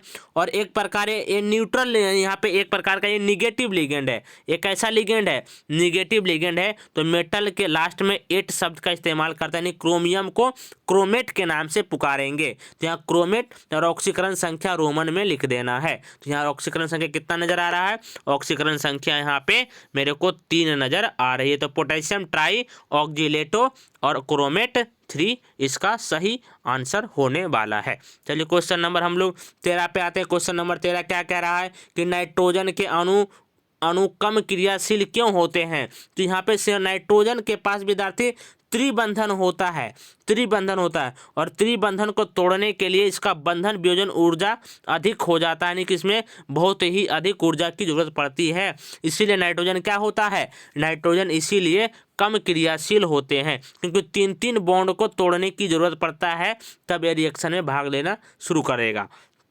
डेफिनेशन क्या कहता है, इसको एक बार पढ़ लेते हैं। कहता है नाइट्रोजन द्विपरमाणुक अणु के रूप में पाई जाती है, यानी नाइट्रोजन जब भी पाया जाता है तो N2 के रूप में पाया जाएगा, है ना। और तथा इसमें त्रिबंधन होता है, यानी नाइट्रोजन नाइट्रोजन के बीच में त्रिबंधन होता है, उपस्थित होता है। नाइट्रोजन के बंधन वियोजन ऊर्जा अधिक होने के कारण, है ना, इसीलिए नाइट्रोजन समान तापमान पे कम क्रियाशील होते हैं, है ना। समझ में आ गया क्वेश्चन का आंसर क्या कह रहा है। चलिए क्वेश्चन नंबर 14 पर आते हैं। क्वेश्चन नंबर 14 क्या कह रहा है कि डाई इथाइल ईथर सोडियम से अभिक्रिया नहीं करता है, क्यों। आपको याद होगा विद्यार्थी कि जो ईथर होता है वो, और इसके दोनों तरफ क्या जोड़ते हैं, कार्बन, तो इसमें कोई आयनिक क्रियाशील मूलक नहीं होता है, यानी कोई आयनिक क्रियाशील मूलक नहीं पाया जाता है इसमें। तो आयनिक क्रियाशील मूलक है ही नहीं है, तो सोडियम के साथ रिएक्शन कैसे कर पाएगा, क्योंकि सोडियम तो एक एक्टिव मेटल है, रिएक्शन करना चाहता है, लेकिन आयनिक क्रियाशील मूलक इसमें प्रेजेंट नहीं होता है ईथर में। तो यहाँ पे वही लिखा गया है कि डाई इथाइल ईथर में कोई आयनिक क्रियाशील मूलक नहीं होते हैं, इसीलिए सोडियम अभिक्रिया नहीं करता है। क्वेश्चन नंबर 15 पे आ जाओ। क्वेश्चन नंबर 15 क्या कह रहा है। क्वेश्चन नंबर 15 कह रहा है संपर्क विधि और ओसवाल्ड विधि में प्रयुक्त उत्प्रेरक का नाम दीजिए। ये छोटी सी सवाल है। कह रहा है संपर्क विधि से क्या बनता है, तो यहाँ पे सल्फ्यूरिक अम्ल बनाया जाता है जिसको गंध अम्ल के नाम से जानते हैं, और ओसवाल्ड विधि में जो बनता है विद्यार्थी, हम लोग नाइट्रिक अम्ल बनाते हैं, यानी कि HNO3 को हम लोग बनाते हैं ओसवाल्ड विधि से। कहते हैं इन दोनों विधि में जो उत्प्रेरक का इस्तेमाल होता है उस उत्प्रेरक का नाम बताना है। तो संपर्क विधि में आप लोग क्या करते हो, V2O5 उत्प्रेरक लेते हैं, या तो आप क्या लेते हो, प्लेटिनम उत्प्रेरक के रूप में कार्य करता है। लेकिन जब आप ओसवाल्ड विधि का इस्तेमाल करते हो तो इसमें जो उत्प्रेरक होता है विद्यार्थी, ये सिर्फ और सिर्फ प्लेटिनम होता है। आपको याद रखना है कि संपर्क विधि में V2O5 ले सकते हैं या तो प्लेटिनम ले सकते हैं, लेकिन ओसवाल्ड विधि में सिर्फ और सिर्फ यहाँ पे प्लेटिनम का इस्तेमाल करते हैं। आपको बताना है कमेंट करके कि हाइबर विधि में कौन सा उत्प्रेरक लिया जाता है। आपको कमेंट बॉक्स में बताना है कि हाइबर विधि में कौन सा उत्प्रेरक लिया जाता है। चलिए क्वेश्चन नंबर 16 पे आ जाते हैं। क्वेश्चन नंबर 16 क्या कर रहा है, फैराडे के विद्युत अपघटन का प्रथम नियम लिखिए। तो फैराडे का विद्युत अपघटन नियम क्या कहता है, जो द्रव्यमान होता है सीधा समानुपाती क्या होता है, आवेश के सीधा समानुपाती होता है। और यहाँ पे जब इस सीधा समानुपाती को हटाते हैं तो एक कांस्टेंट देना पड़ता है, क्या, जेड, यहाँ पे क्यू, और क्यू बराबर क्या पढ़ रखे हैं हम लोग, IT पढ़ रखे हैं। तो यहाँ पे क्या हो जाएगा, W = ZIT, यहाँ एक फार्मूला बन जाएगा, और Z यहाँ पे क्या है, विद्युत रासायनिक तुल्यांक के नाम से इसको हम लोग जानते हैं। चलिए इसको पढ़ते हैं। एक बार कह रहा है कि वैद्युत अपघटन के दौरान किसी इलेक्ट्रोड पर जो एकत्रित भार होता है, जो द्रव्यमान एकत्रित जमा होता है इलेक्ट्रोड पे, वो आवेश के सीधा समानुपाती होता है, उसे फैराडे का प्रथम नियम के नाम से हम लोग जानते हैं। तो यहाँ पे लिखा है कि W सीधा समानुपाती किसके होते हैं, क्यू के होते हैं, और यहाँ पर जब सीधा समानुपाती को हटाते हैं एक जेड देना पड़ता है कांस्टेंट, जिसको विद्युत रासायनिक तुल्यांक के नाम से हम लोग जानते हैं, है ना। यहाँ पे क्यू बराबर क्या होता है, IT होता है। इस वैल्यू को हम लोग यहाँ पे इनपुट कर दिए हैं, जिससे एक समीकरण बन गया है फैराडे के प्रथम नियम के आधार पर, है ना। तो क्वेश्चन को थोड़ा सा रिपीट कर लेना, देख लेना है एक बार और रुक कर कहीं पे, है ना, जिससे आपको और आसानी से समझ में आ जाएगा। चलिए अब एक मज़ेदार क्वेश्चन का फिर से शुरू होने वाला है, बिलियन केमिस्ट्री पॉइंट नवादा। आप नए हैं तो सबसे पहले इस चैनल को क्या करना है, सब्सक्राइब करते जाना है, शेयर भी करते जाना है ना, जिससे आपको लाभ तो हो, आपके फ्रेंड को भी लाभ मिले यहाँ से, क्योंकि यहाँ पे बहुत ही अच्छे अच्छे क्वेश्चन को हमने करने वाले हैं, है ना। तो यहाँ से क्या करना है, आपको क्वेश्चन बैंक 2019 के जो लघु उत्तरीय प्रश्न है, अब इसका हल शुरू कर रहे हैं। अगर इसका PDF आप लोग को चाहिए तो हमारे टेलीग्राम चैनल पर ज्वाइन हो जाइए, जुड़ जाइए, billion chemistry chemistry point Nawada से जुड़िए, या तो आप पीडीएफ के लिए हमें इस नंबर पे मैसेज भी कर सकते हैं। ये मैसेज यहाँ पे लिखा गया, यहाँ पे नंबर लिखा गया, आप इस पे मैसेज कर सकते हैं, तो आपको यहाँ पे पीडीएफ आपको मिल जाएगा। तो चलिए क्वेश्चन नंबर 2000 यहाँ पे 2000 क्वेश्चन में 2019 का शुरुआत करते हैं। इससे पहले आप चैनल को जरूर सब्सक्राइब कर लें, अपने दोस्तों के साथ वीडियो को शेयर कर दें, जिससे आपका दोस्त भी इस बार एग्जाम में अच्छे मार्क्स ला पाए। जिम्मेदारी आपका ही है कि आप अपने दोस्त को भी थोड़ा सा सपोर्ट करें इस चैनल के माध्यम से। चलिए क्वेश्चन नंबर फर्स्ट क्या कह रहा है। क्वेश्चन नंबर फर्स्ट कह रहा है कि क्रिस्टल बिंदु दोष से आप क्या समझते हो। क्रिस्टल बिंदु दोष क्या है विद्यार्थी, कहता है वैसा दोष जिसमें क्रिस्टलीय ठोस में उपस्थित अवयवी कणों की अनियमित व्यवस्था होती है, जिसमें क्रिस्टल बिंदु उत्पन्न हो जाता है। यानी कि जो क्रिस्टल होता है विद्यार्थी, जो क्रिस्टल बनता है उसमें जो कण का कभी कभी अनियमित व्यवस्था हो जाता है, अनियमित व्यवस्था हो जाता है, तो उस वजह से जो दो दोष उत्पन्न होता है उसको हम लोग क्या बोलते हैं, क्रिस्टल बिंदु दोष के नाम से हम लोग जानते हैं, है ना। तो वैसा दोष जिसमें क्रिस्टलीय ठोस में उपस्थित अवयवी कण की अनियमित व्यवस्था होती है, उसे हम लोग क्रिस्टल बिंदु दोष के नाम से जानते हैं। एक छोटा सा सवाल है, इसको याद कर लेना है। क्वेश्चन नंबर 2 क्या कह रहा है, बहुत ही इंपॉर्टेंट सवाल है विद्यार्थी, बहुत ही इंपॉर्टेंट सवाल है, आप इसको याद कर लेंगे। प्राथमिक सेल से आप क्या समझते हो, प्राथमिक सेल से आप क्या समझते हो, यहाँ पे करना है क्या है कि वैसा सेल जिसमें रेडॉक्स अभिक्रिया केवल एक बार होती है तथा वह पुनः उपस्थित नहीं होता है, उसे क्या बोलते हैं, प्राथमिक सेल के नाम से जानते हैं। यानी वैसा सेल जिसमें रेडॉक्स अभिक्रिया एक बार होता है और पुनः आवेशित नहीं होता है, ये आवेशित नहीं कर सकते, इसे दोबारा चार्ज नहीं किया जा सकता है। वैसा बैटरी जिसे आप दोबारा चार्ज नहीं कर पाते हो उसको हम लोग क्या बोलते हैं, प्राथमिक सेल के नाम से हम लोग जानते हैं। जैसे आप जो रेडियो में जो बैटरी लगता था एवी रेडी का, है ना, निप्पो का बैटरी, उस सब क्या है, एक हमारा प्राथमिक सेल है, एक बार खत्म हो गया तो दोबारा इसको लगा नहीं सकते क्योंकि ये चार्ज दोबारा हो नहीं सकता है ना। उसको हम लोग क्या बोलते हैं, यहाँ पे प्राथमिक सेल के नाम से हम लोग उसको जानते हैं। क्वेश्चन नंबर 3 पे आ जाओ। क्वेश्चन नंबर 3 कह रहा है फैराडे के वैद्युत अपघटन के प्रथम नियम को लिखें। फैराडे का वैद्युत अपघटन के प्रथम, एक पिछले बार भी सवाल आ चुका है, हमने इस क्वेश्चन को आंसर करवा रखे हैं। यहाँ पे ध्यान से देखिए क्या कह रहा है कि वैद्युत अपघटन के दौरान किसी इलेक्ट्रोड पर एकत्रित भार आवेश के सीधा समानुपाती होता है, यानी कि जो द्रव्यमान है वो आवेश के सीधा समानुपाती होता है, और जब इस सीधा समानुपाती को बराबर के रूप में लाते हैं, एक जेड कांस्टेंट देना पड़ता है, और क्यू बराबर आप जानते हैं क्या है, IT होता है। तो यहाँ पे एक इक्वेशन बन जाता है फैराडे के प्रथम नियम से, है ना। तो आपको याद क्या रखना है कि फैराडे का नियम क्या कहता है कि वैद्युत अपघटन के दौरान जो इलेक्ट्रोड पे जो भार जमा होता है वो आवेश का सीधा समानुपाती होने वाला है। इस क्वेश्चन को थोड़ा सा रिपीट कर लेंगे क्योंकि क्वेश्चन बार बार दोहराया जाता है एग्जाम के पॉइंट ऑफ व्यू से, और बहुत ज़्यादा इंपॉर्टेंट सवाल है ना। चलिए क्वेश्चन नंबर 4 पे आ जाओ। क्वेश्चन नंबर 4 क्या कह रहा है कि अभिक्रिया की कोटि की व्याख्या करें, कि अभिक्रिया की कोटि क्या है। जैसे विद्यार्थी यहाँ पे लिखता है क्या, दिए गए वेग समीकरण, आपको वेग समीकरण कैसे लिखते हैं, R बराबर के, यहाँ पे A की पावर यहाँ पे कुछ दे दे और B की पावर यहाँ पे कुछ भी दे दे, तो आपको क्या करना है, एक मेरा वेग समीकरण बन गया। अब वेग समीकरण दिया है तो आपको अभिक्रिया की कोटि निकालने में कोई सा दिक्कत नहीं आएगा। सिर्फ क्या करना है, जो प्रतिकारक है, यानी A यहाँ पे प्रतिकारक है और B यहाँ पे प्रतिकारक है, इस पे जो यहाँ पे घात दिखने वाला है, कुछ नहीं तो घात 1 है और यहाँ कुछ नहीं तो घात 1 है, यानी यहाँ पे टोटल अभिक्रिया की कोटि कितनी हो जाएगी, 2। यहाँ पे कुछ घात कुछ भी लिख सकता है ना, यहाँ पे कुछ भी लिखा मिलेगा 1/2, यहाँ पे 3/2 मिल जाए, तो आपको क्या करना है, इस पावर को खाली क्या करना है, जोड़ देना है। उसी जोड़ने के बाद जो आंसर बनने वाला है वो अभिक्रिया की कोटि को बताएगा। तो यहाँ पे डेफिनेशन क्या कहता है उसको थोड़ा सा पढ़ लेते हैं। डेफिनेशन क्या कह रहा है कि दिए गए वेग समीकरण में प्रतिकारक के सांद्रण के घातांकों के योग होना चाहिए। जो पावर दिखेगा 1, 2, 1/2, 3/2 जो पावर दिखने वाला है उसको क्या करना है, जोड़ देना है, उसका योग कर देना है। उसको हम लोग क्या बोलेंगे, अभिक्रिया की कोटि के नाम से हम लोग जानने वाले हैं। चलिए क्वेश्चन नंबर नेक्स्ट क्या कहता है। क्वेश्चन नंबर नेक्स्ट 5 नंबर क्या कह रहा है कि यहाँ पे कि सांद्र HNO3 यानी नाइट्रिक अम्ल को एल्युमिनियम के पात्र में संग्रह करते हैं क्यों? आपको ये रीजन पूछ रहा है कि जो HNO3 अम्ल है इसको हम लोग एल्युमिनियम के बर्तन में क्यों रखते हैं। इसका रीजन सुनिए क्या कह रहा है। कहता है कि एल्युमिनियम हवा से अभिक्रिया करके एल्युमिनियम ऑक्साइड का एक परत बना लेती है, यानी कि जब एल्युमिनियम हवा के संपर्क में आता है, ऑक्सीजन के संपर्क में, तो एल्युमिनियम ऑक्साइड बनाता है, Al2O3 बना लेता है, जो कि निष्क्रिय हो जाता है, रिएक्शन करने में भाग नहीं लेता है फिर, है ना। तो यही लिखता है कि एल्युमिनियम ऑक्साइड का एक परत बना लेती है जो सांद्र HNO3 यानी नाइट्रिक अम्ल के साथ अभिक्रिया नहीं होने देती है। इस प्रकार हम लोग यहाँ पे सांद्र HNO3 को एल्युमिनियम के बर्तन में रख सकते हैं, है ना। तो ये छोटा सा सवाल है, आपको एक बार पढ़ लेना है अपने से तो आपको याद हो जाएगा, है ना। चलिए क्वेश्चन नंबर 6 क्या कहता है।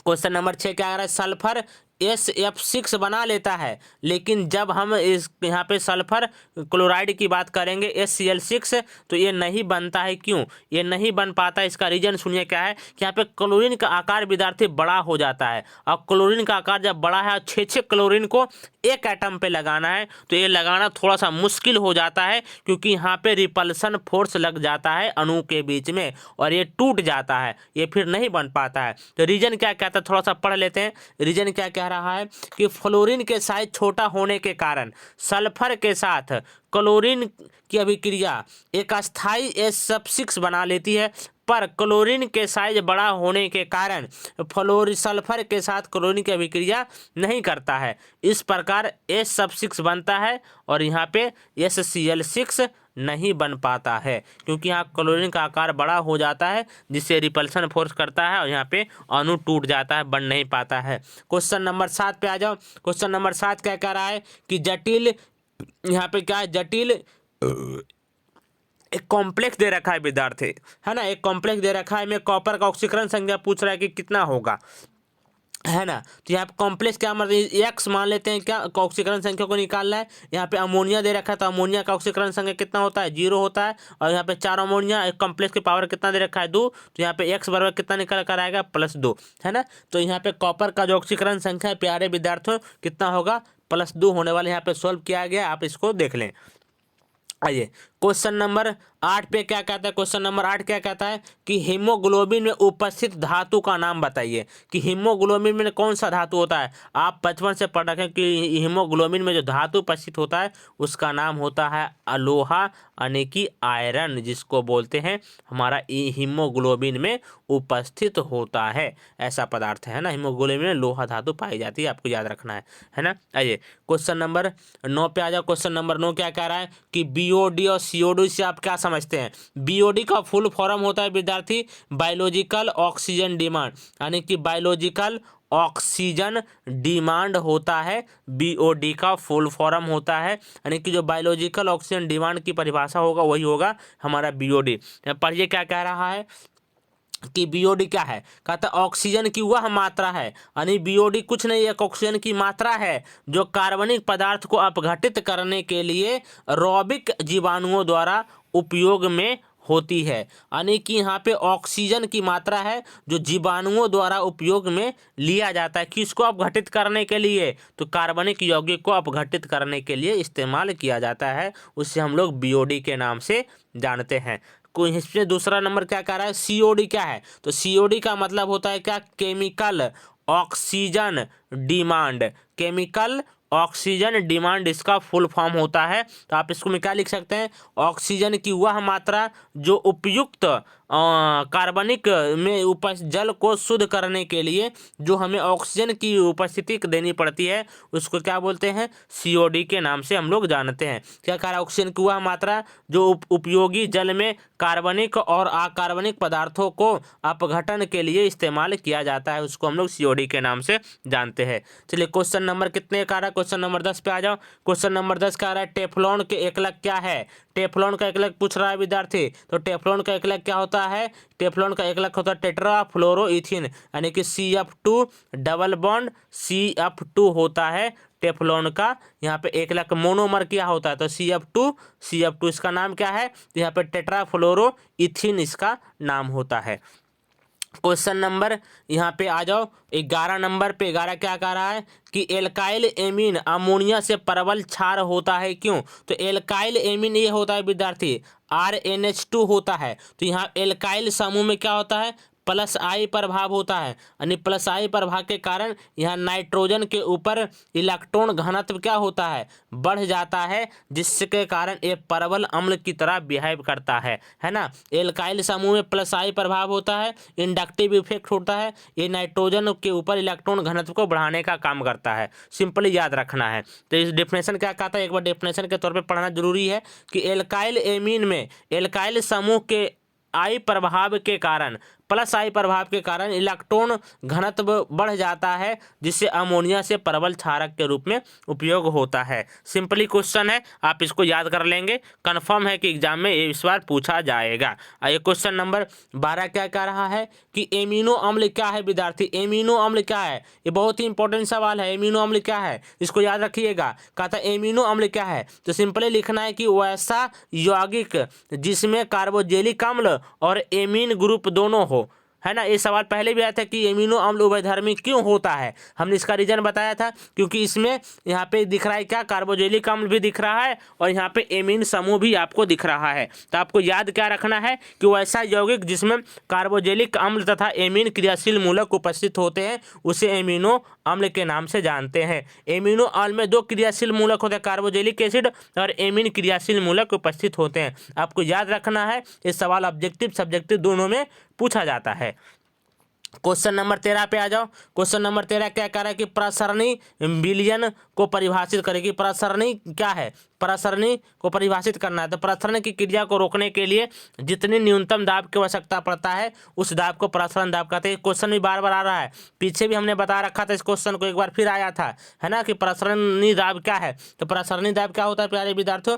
प्रसरणी दाब होता है प्रसरण की क्रिया को रोकने के लिए जितनी न्यूनतम दाब की आवश्यकता पड़ती है उस दाब को प्रसरण दाब के नाम से हम लोग जानते हैं। आइए क्वेश्चन नंबर 14 क्या कह रहा है? क्वेश्चन नंबर 14 कह रहा है एंजाइम क्या है? तो एंजाइम प्यारे विद्यार्थियों क्या होता है कि एंजाइम एक प्रकार का जैव उत्प्रेरक होता है। एंजाइम में जैव क्रिया को कराने में संपन्न करने में मदद करता है, उसे एंजाइम के नाम से हम लोग जानते हैं। यह एक प्रोटीन का बना होता है, यानी कि एंजाइम क्या है? एंजाइम एक प्रकार का प्रोटीन है और प्रोटीन क्या होता है? एमिनो अम्ल होता है ना। और एमिनो अम्ल किससे बना होता है? ये नाइट्रोजन युक्त से यौगिक से बना होता है जिसमें नाइट्रोजन तत्व पाए जाते हैं एमिनो अम्ल में। एंजाइम भी एक प्रकार का मेरा क्या है एमिनो अम्ल का यहाँ पे बहुलक होता है। क्वेश्चन नंबर 15 पे आ जाओ। क्वेश्चन नंबर 15 क्या कह रहा है? क्वेश्चन नंबर 15 कह रहा है विद्यार्थी कि यहाँ पे चांदी विद्युत का अच्छा सुचालक होता है क्यों? चांदी ऐसा क्या करता है जिससे ये बहुत ही अच्छा कुचालक की तरह बिहेव करता है? इसका आंसर सुनिएगा क्या कह रहा है कि आंसर क्या कहता है विद्यार्थी कि चांदी में संयोजी बॉन्ड अपूर्ण भरे होते हैं। इसमें जो संयोजी बैंड होते हैं अपूर्ण होता है, पूरा भरा नहीं होता, खाली होता है, जिसके कारण इलेक्ट्रॉन का स्थानांतरण संयोजी बैंड से कंडक्शन बैंड, यानी कि जहां कंडक्शन बैंड आ जाएगा तो वहां विद्युत धारा आसानी से प्रभावित होने लगता है, आसानी से होता है, जिसके कारण यहाँ पे चांदी विद्युत का सुचालक के रूप में इस्तेमाल किया जाता है। एक बार फिर से पढ़िए क्या कह रहा है कि चांदी में संयोजी बॉन्ड होता है। संयोजी बैंड आप इसका फिजिक्स में थोड़ा सा पढ़ रखे होंगे, मॉडर्न फिजिक्स में पढ़ाया जाता है इसके बारे में, है ना। ये अपूर्ण भारे होते हैं जिसके कारण इलेक्ट्रॉन का स्थानांतरण कहाँ से कहाँ होता है? संयोजी बैंड से लेके कंडक्शन बैंड में होता है। तो यहाँ पे इलेक्ट्रॉन का स्थानांतरण होने के कारण ये एक प्रबल विद्युत का सुचालक के रूप में हम लोग इस्तेमाल करते हैं चांदी को, है ना। क्वेश्चन नंबर 16 क्या कह रहा है? क्वेश्चन नंबर 16 पे आ जाओ। कह रहा है आदर्श और अनादर्श घोल क्या है? तो आदर्श घोल क्या है और अनादर्श घोल क्या है? आप सॉल्यूशन चैप्टर में पढ़े होंगे कि वैसा घोल जो सभी सांद्रता एवं ताप पर राउल्ट के नियम का पालन करता है, यानी कोई सा भी सांद्रता हो और कोई सा भी तापमान हो, यानी सभी तापमान और सभी सांद्रता पे राउल्ट के नियम का क्या करता हो? राउल्ट के नियम का पालन करता हो, उसे हम लोग आदर्श घोल के नाम से जानते हैं, है ना। आदर्श घोल के नाम से जानते हैं। इसी में कह रहा है अनादर्श घोल क्या है? तो अनादर्श घोल वैसा घोल होता है विद्यार्थी, अनादर्श घोल ऐसे घोल को हम लोग बोलते हैं वैसा घोल जिसमें सभी सांद्रता एवं ताप पे राउल्ट का नियम का पालन नहीं करता है, उसे अनादर्श घोल के नाम से हम लोग जानते हैं। आइए क्वेश्चन नंबर 17 पे क्या कहता है? क्वेश्चन नंबर 17 क्या कह रहा है? एल्युमिनियम के वैद्युत अपघटन में क्रायोलाइट के उपयोग को लिखें। ये छोटा सा सवाल है कि एल्यूमिना के वैद्युत अपघटन के अपकरण में क्रायोलाइट क्या भूमिका निभाता है, लिखना है। कहता है कि एल्यूमिना में क्रायोलाइट मिश्रित करते हैं तो इसका क्या होता है, गलनांक कम कर देता है और आयन में टूटकर विद्युत चालकता को भी बढ़ा देता है। यानी कि एल्यूमिना का जो गलनांक काफ़ी उच्च होता है, लेकिन क्रायोलाइट मिलाने से इसका गलनांक कम हो जाता है और विद्युत चालकता को भी बढ़ा देता है, जिससे वैद्युत अपघटन होने में और सुविधाएं हो जाती है। तो क्वेश्चन नंबर 17 अभी कंप्लीट हो गया है पूरी तरह से। क्वेश्चन नंबर 18 तो मिलेगा नहीं। अब आइए क्वेश्चन नंबर, यहाँ पे क्वेश्चन बैंक कितना 2018 का आते हैं। यहाँ पे लघु उत्तरीय प्रश्न करने वाले हैं क्वेश्चन बैंक 2018 का। यहाँ पे इस टाइम का जो सवाल है पूरा ध्यान से देखिएगा, है ना, क्योंकि इस बार सवाल थोड़ा सा, है ना, हार्ड पूछा गया था। तो इसको एक एक क्वेश्चन को ध्यान से पढ़ना है और समझते चलना है। और इसका PDF आप लेना चाहते तो हमारे brilliant chemistry point Nawada Telegram channel से जुड़ जाना है। वहाँ पे आपको ये PDF मिल जाएगा। यहाँ पे हमें पूछताछ के लिए इस नंबर पे संपर्क कर सकते हैं कि PDF कैसे मिलेगा, कहाँ पे मिलेगा, कैसे सर्च करना है। आप हमें नंबर यहाँ पे आपको दे रखे हैं, यहाँ पे क्या करना है, इस नंबर पे थोड़ा सा मैसेज कर देना है तो आपको PDF यहाँ पे मिल जाएगा। आइए क्वेश्चन बैंक 2018 का फर्स्ट क्वेश्चन क्या कह रहा है। फर्स्ट क्वेश्चन कह रहा है विद्यार्थी, इलेक्ट्रोड और इलेक्ट्रोड विभव को परिभाषित करना है। इलेक्ट्रोड क्या होता है और इलेक्ट्रोड विभव क्या होता है। तो इलेक्ट्रोड उसको कहते हैं विद्यार्थी कि वो ऐसा पदार्थ होता है जो बैटरी से जुड़ा रहता है। जैसे बैटरी मेरा ऐसा सिंबल होता है बैटरी का, यानी कि एक बड़ा एक छोटा, एक बड़ा एक छोटा, है ना। और ये बैटरी से जो यहाँ पे इलेक्ट्रोड, यहाँ पे रड जुड़ा होता है, इस रड को हम लोग क्या बोलते हैं, इलेक्ट्रोड के नाम से जानते हैं, है ना। इस रड को हम लोग इलेक्ट्रोड के नाम से जानते हैं, जो बैटरी से जुड़ा रहता है उसको इलेक्ट्रोड के नाम से जानते हैं। इसमें दूसरा सवाल क्या है, इलेक्ट्रोड विभव क्या है।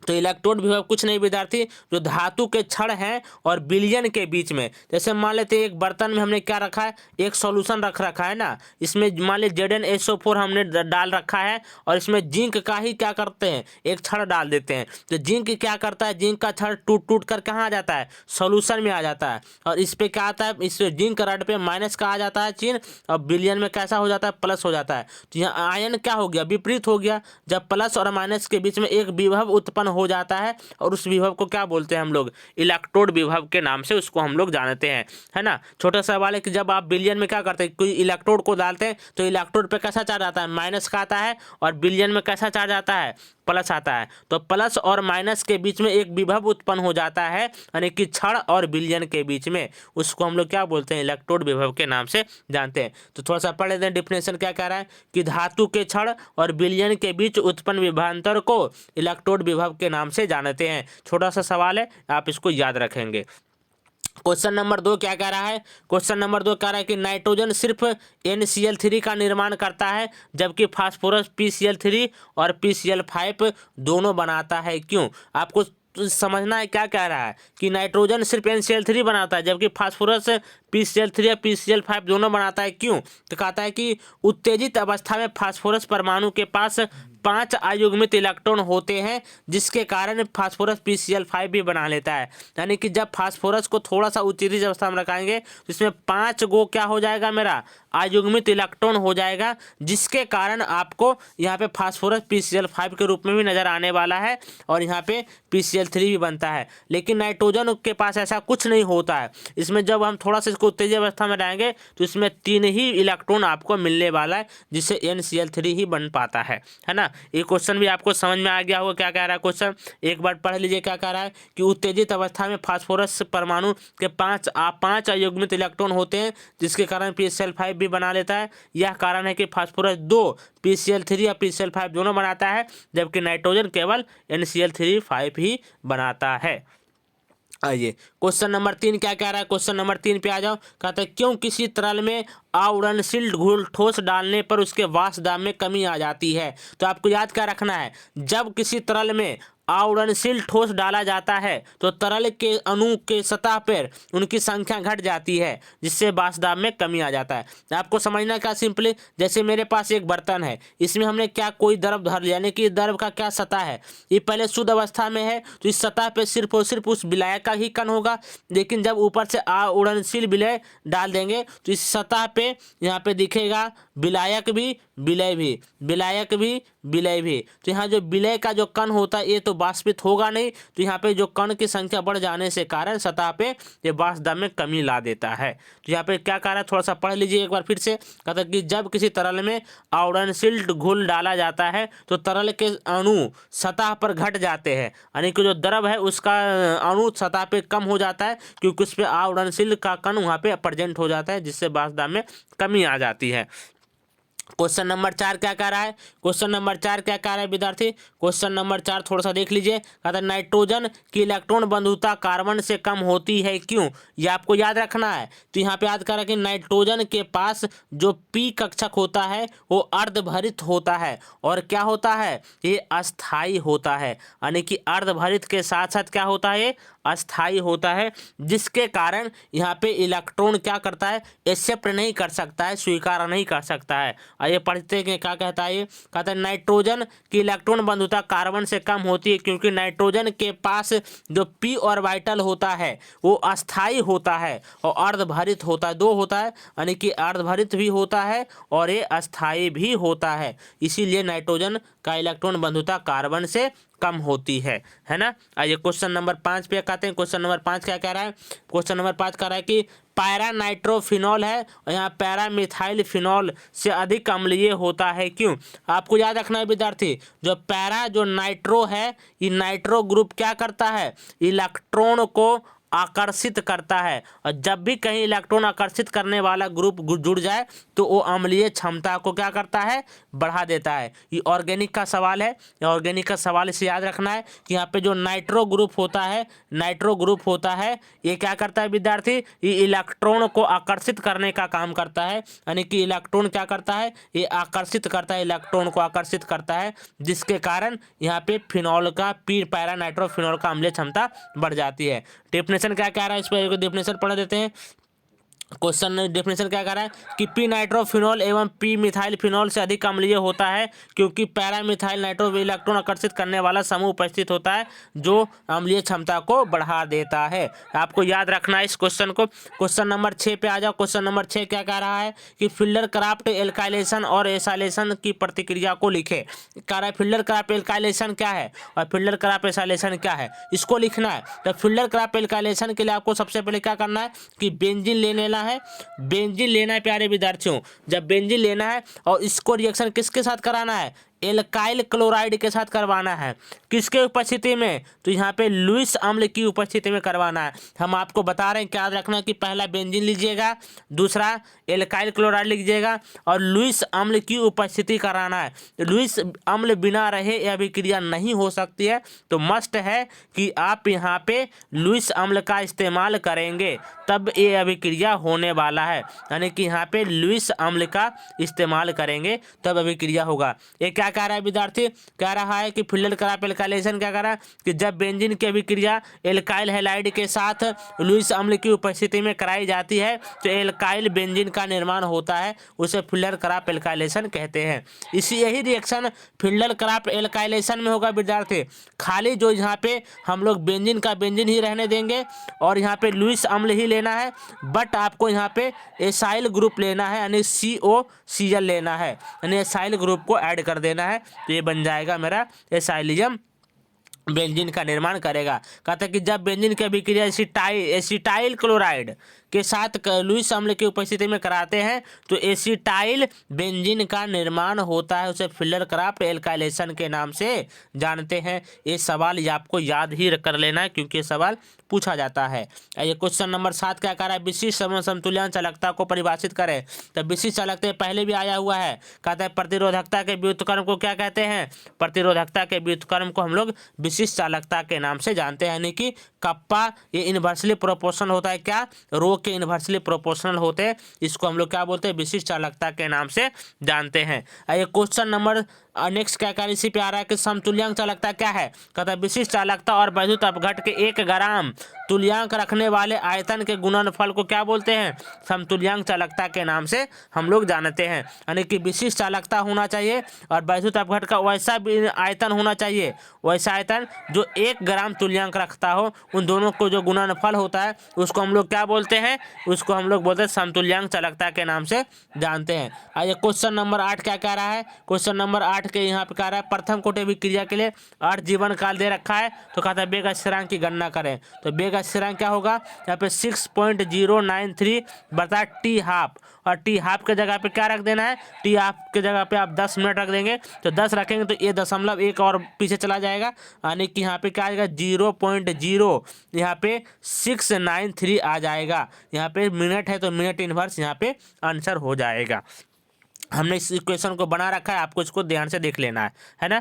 आइए क्वेश्चन नंबर 9 क्या कह रहा है। क्वेश्चन नंबर 9 क्या कह रहा है कि किसी ठोस पर गैस का अधिशोषित होने के लिए ऊष्मागतिकी परिवर्तन का लिखना है। थर्मोडायनेमिकली क्या क्या चेंज होने वाला है जब किसी ठोस पर कोई गैस आकर जमा होता है। तो यहाँ पे थर्मोडायनेमिक इक्वेशन पहले आप पढ़ ले, क्या कहता है कि डेल्टा यहाँ पे जी जो इक्वल होता है delta H minus T delta S के बराबर होता है। यहाँ पे डेल्टा एच भी निगेटिव होना चाहिए और टी डेल्टा एस भी निगेटिव होना चाहिए, यानी कि टोटल देखें तो डेल्टा जी का मान क्या होना चाहिए, यहाँ पे ऋणात्मक होना चाहिए, तब ये रिएक्शन संभव है किसी अभिक्रिया के लिए। तो थोड़ा सा पढ़ते हैं क्या कहता है कि यह एक ऊष्माक्षेपी प्रक्रम होता है, यानी कि अधिशोषण क्या है, एक प्रकार का ऊष्माक्षेपी प्रक्रम होता है जिसमें डेल्टा एच का मान ऋणात्मक होता है, अर्थात इसका जो दिए गए तापमान पे टी डेल्टा एस का मान भी ऋणात्मक हो जाना चाहिए, तो जिसके कारण ओवरऑल डेल्टा जी भी ऋणात्मक होता है,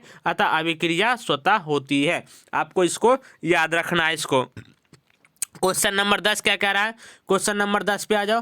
क्वेश्चन नंबर 10 क्या कह रहा है कि सिलिकॉन सिर्फ 4 ऑक्सीकरण अवस्था दर्शाता है जबकि टीन 2 भी दिखाता है और यहाँ पे 4 भी दिखाता है। ऐसा क्यों कह रहा है, तो आपको आंसर क्या करना है कि सिलिकॉन और टिन दोनों वर्ग 14 के तत्व हैं। तो वर्ग 14 में 2 प्रकार का ऑक्सीकरण अवस्था होता है, एक 4 दिखाता है और एक 2 दिखाता है, यानी +4 और +2 भी दिखाता है। तो आपको याद रखना है कि नीचे वाला जो एलिमेंट है जैसे टीन हो गया, जैसे आपको लेड हो गया, आपको ये दोनों क्या दिखाता है, +2 भी दिखाता है और +4 भी दिखाता है, क्योंकि यहाँ पे उदासीन जोड़ी प्रभाव के कारण ये 2 भी दिखा सकता है और 4 भी दिखा सकता है ना। तो ये क्वेश्चन को एक बार फिर से आंसर इसका पढ़ते हैं। क्या कर रहा है, सिलिकॉन और टिन दोनों वर्ग 14 के तत्व है जिसमें सिलिकॉन +4 ऑक्सीकरण अवस्था को दिखलाता है, लेकिन टिन में उदासीन जोड़ी प्रभाव के कारण ये 2 भी दिखा लेता है और 4 भी दिखा देता है ऑक्सीकरण अवस्था।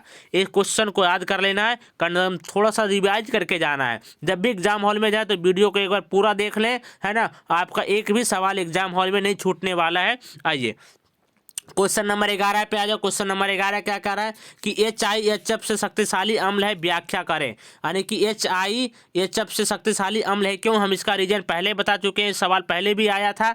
ये क्या कर रहा है, HIHF से शक्तिशाली है क्योंकि आयोडीन का आकार फ्लोरीन के आकार से बड़ा हो जाता है, इसका आबंध वियोजन एंथैल्पी का मान भी कम हो जाता है, और वर्ग में ऊपर से जब नीचे हम लोग बढ़ते हैं तो अम्लीय क्षमता में बढ़ोतरी होती है, यानी कि अम्लीय क्षमता बढ़ता है। जैसे हम लोग क्या देखते हैं विद्यार्थी, आपको दिखाते हैं, यहाँ पे लिख कर दिखा देते हैं। ये क्या कह रहा है, ये कह रहा है कि जैसे HF ले लिए, जैसे HCl ले लिए, जैसे HBr ले लिए, जैसे HI हमने ले लिया है, तो कहता है कि HI प्रबल है जबकि HI यहाँ पे दुर्बल है। क्यों, आपको ये पूछ रहा है ना। तो यहाँ पे HI जो लिखा है इसका जो बंधन लंबाई क्या है, बड़ा हो जाता है, और आयोडीन का आकार भी बड़ा है जिससे ये बंधन टूटने में आसानी होता है, H+ आयन आसानी से मिल जाता है। इसी कारण से यहाँ पे HI प्रबल अम्ल की तरह बिहेव करता है ना। तो रीजन समझ में आ गया, एक बार पढ़ लीजिए क्या कह रहा है। आइए क्वेश्चन नंबर 12 पे आ जाते हैं। क्वेश्चन नंबर 12 क्या कह रहा है कि बेंजीन के नाइट्रेशन की क्रिया विधि को वर्णन करें।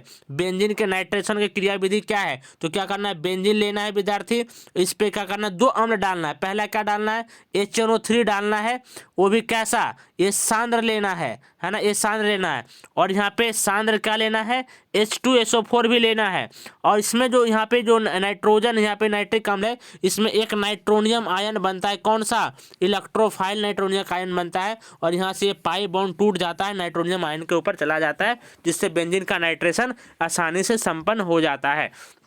तो इसमें थोड़ा सा क्या कह रहा है, थोड़ा सा पढ़ लीजिए क्या कह रहा है कि बेंजीन की प्रतिक्रिया सांद्र H2SO4 एवं सांद्र नाइट्रिक अम्ल की उपस्थिति में कराई जाती है तो नाइट्रोबेंजीन बनता है। इसमें नाइट्रोनियम आयन इलेक्ट्रोफाइल के रूप में बनता है। आपको क्या करना है, इलेक्ट्रोफाइल होना चाहिए, क्योंकि बेंजीन एक प्रकार का न्यूक्लियोफाइल की तरह काम करता है। न्यूक्लियोफिलिक एडिशन, यहाँ पे इलेक्ट्रोफिलिक एडिशन रिएक्शन कौन देता है, यहाँ पे बेंजीन। यहाँ पे प्लस होता है, पाई इलेक्ट्रॉन टूट जाता है और यहाँ पे नाइट्रोजन ऐड हो जाता है बेंजीन के ऊपर, है ना। इसको क्या करना है, एक बार थोड़ा सा पढ़ लीजिए क्या कह रहा है। कारण कि जब बेंजीन की प्रतिक्रिया सांद्र H2SO4 एवं सांद्र HNO3 की उपस्थिति में कराई जाती है तो नाइट्रोबेंजीन बनता है। इसमें से नाइट्रोनियम आयन इलेक्ट्रोफाइल के रूप में बनता है। आइए क्वेश्चन नंबर आ जाओ। अब लघु उत्तरीय प्रश्न किसका आ गया, क्वेश्चन बैंक 2017 का लघु उत्तरीय प्रश्न आ गया विद्यार्थी, है ना। आप अभी तक चैनल को सब्सक्राइब नहीं किए तो सब्सक्राइब करते जाइए, शेयर भी करते जाइए, जिससे आपको फायदा होने वाला है। आप इसका जब टेलीग्राम पे आप मेरे को सर्च करेंगे ब्रिलियंट केमिस्ट्री पॉइंट नवादा के नाम से, तो मेरा क्या होगा, टेलीग्राम चैनल खुलकर आ जाएगा, उसमें आप ज्वाइन हो जाइएगा। वहाँ पे इसका PDF अब यहाँ पे वीडियो भी डाल देंगे, आपको देख लेना है वहाँ पे जाके, है ना। यहाँ पे आपको कॉन्टैक्ट नंबर दे रखे हैं, इस पर मैसेज करना है। व्हाट्सअप नंबर है मेरा, इस पर आप कॉन्टैक्ट करने के बाद आपको इसका यहाँ पे PDF भी मिल जाएगा व्हाट्सएप पे भी, है ना।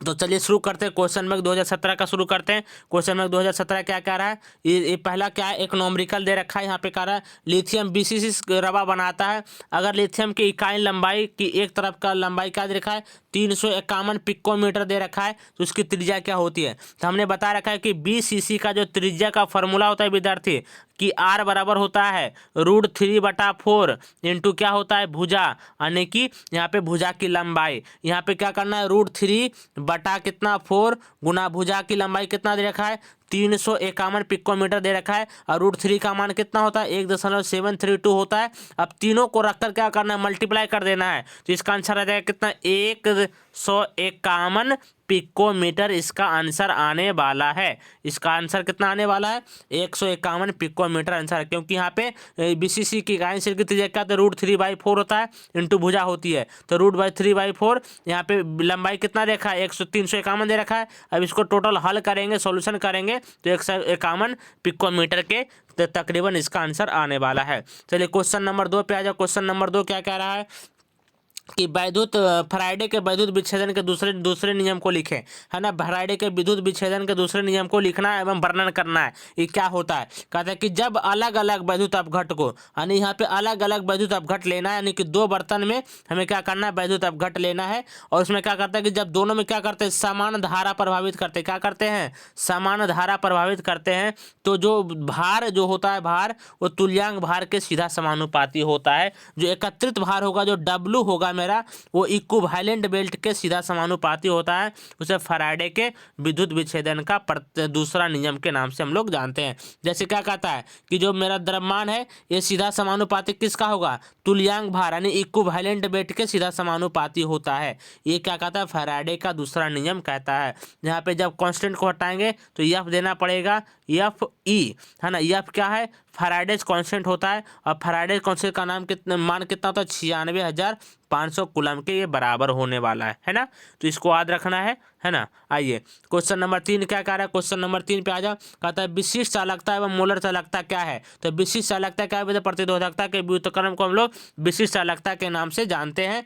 और यहाँ पे क्या कह रहा है, विशिष्ट चालकता क्या है, कह रहा है विशिष्ट चालकता कहता है मोलर चालकता, यहाँ पे सॉरी, यहाँ पे मोलर चालकता कर देना है। मोलर चालक विशिष्ट चालकता और वैद्युत अपघट के 1 मोल रखने वाले आयतन के गुणनफल को क्या बोलते हैं, मोलर चालकता बोलते हैं। यानी विशिष्ट चालकता के लेना है और वैसा आयतन लेना है जिसमें से 1 मोल क्या हो, 1 मोल मेरा वैद्युत अपघट के गुणनफल कर देंगे तो मेरा यहाँ पे निकल जाएगा मोलर चालकता का वैल्यू निकल जाएगा, है ना। चलिए क्वेश्चन नंबर 4 पे आ जाओ। क्वेश्चन नंबर 4 क्या कह रहा है, क्वेश्चन नंबर 4 कह रहा है द्रवरागी यानी लायोफिलिक और द्रवरागी लायोफोबिक में अंतर स्पष्ट करना है ना। तो क्या कह रहा है, यहाँ पे द्रवरागी लिखे यानी कि लायोफिलिक और लायोफोबिक में अंतर क्या कह रहा है कि यह आसानी से तैयार हो जाता है। यानी जो लायोफिलिक क्लोराइड है विद्यार्थी, ये आसानी से बना लेते हैं हम लोग, लेकिन लायोफोबिक को आसानी से बनाया नहीं जाता है ना। यहाँ पे लायोफिलिक जो होता है ये द्रव स्नेही होता है और लायोफोबिक जो होता है ये द्रव विरोधी होता है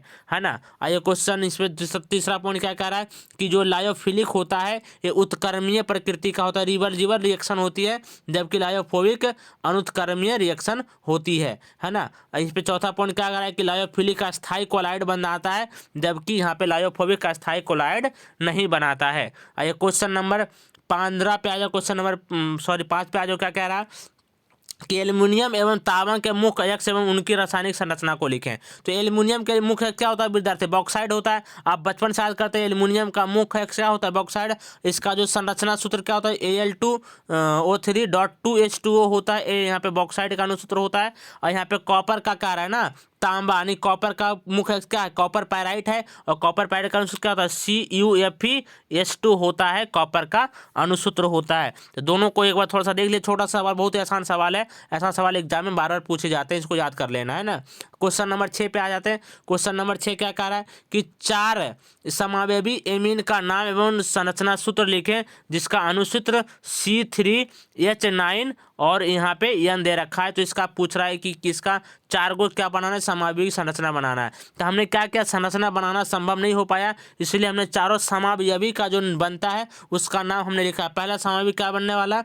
प्रोपिल एमीन बनने वाला है, या प्रोपेनामाइन बनने वाला है ना। दूसरा आइसोप्रोपाइल एमीन या तो 2-प्रोपेनामाइन के रूप में हम इसको जानते हैं। तीसरा क्या कह रहा है कि N मिथाइल इथाइल एमीन बनने वाला है, और यहाँ पे बनने वाला है N इथाइल और इथेनामाइन बनने वाला है। चौथा क्या बनेगा? ट्राई मिथाइल एमीन, और यहाँ पे NN डाई मिथाइल मेथेनामाइन के नाम से इसको हम लोग जानते हैं। क्वेश्चन नंबर 6 पे आ जाओ। क्वेश्चन नंबर 6 क्या कह रहा है? 7 क्या कह रहा है? अगर 2 विटामिन का नाम लिखें जिनकी कमी से होने वाले रोगों को नाम बताइए। तो विटामिन ए की कमी से क्या होता है? रतौंधी होती है। विटामिन बी की कमी से बेरी बेरी रोग होता है। ये सब सवाल बहुत ही आसान सवाल है, इस सब में ज़्यादा टाइम नहीं देना है, छोटा छोटा सवाल है। 2 विटामिन का नाम बताना, उसके कमी से होने वाले रोग क्या क्या है। तो विटामिन ए की कमी से क्या होता है? रतौंधी होती है। और विटामिन बी से बेरी बेरी रोग होता है। ये छोटा सवाल है, इस सब में ज़्यादा टाइम नहीं देने की जरूरत है। ये क्वेश्चन नंबर 8 पे आ जाओ। क्वेश्चन नंबर 8 क्या कह रहा है? थोड़ा सा अच्छा सवाल, इसको पढ़ के जाइएगा कि किन्हीं 2 निम्नलिखित में से किन्हीं 2 बहुलक का एकलक एवं संरचना को लिखें। तो हमने यहाँ पे 4 ऑप्शन दे रखा है, 4 में से आपको 2 ही बनाने के लिए पूछा एग्जाम में, 2 ही बनाकर आइएगा, है ना। तो यहाँ पे हमने चारों का आंसर लिख दिया है क्योंकि आपको थोड़ा सा समझ में आ जाता है। PVC, तो PVC का एकलक क्या होता है? विनाइल क्लोराइड होता है ना। नाइलॉन 6 का क्या पे होता है? क्या होता है एकलक? यहाँ पे ADP कम्ल होता है, और हेक्सेन डाई एमीन होता है, इसका एकलक का नाम होता है। अब पॉलीथीन का एकलक क्या होता है? एल्कीन होता है इसका एकलक। अब पॉलिस्टर का क्या होता है? टेट्राथैलिक एसिड होता है, और यहाँ पे इथाइलिन ग्लाइकोल होता है, इसका एकलक का नाम होता है। याद रखिए PVC का क्या होता है? विनाइल क्लोराइड होता है। नाइलॉन 6 का ADP कम्ल होता है विद्यार्थी, और हेक्सेन डाई एमीन होती है।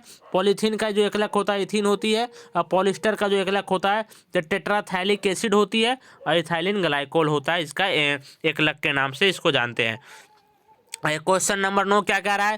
क्वेश्चन नंबर 9 कह रहा है विद्यार्थी, क्वेश्चन नंबर 9 कह रहा है कि निम्नलिखित औषधि में से किसी 2 का नाम बताइए।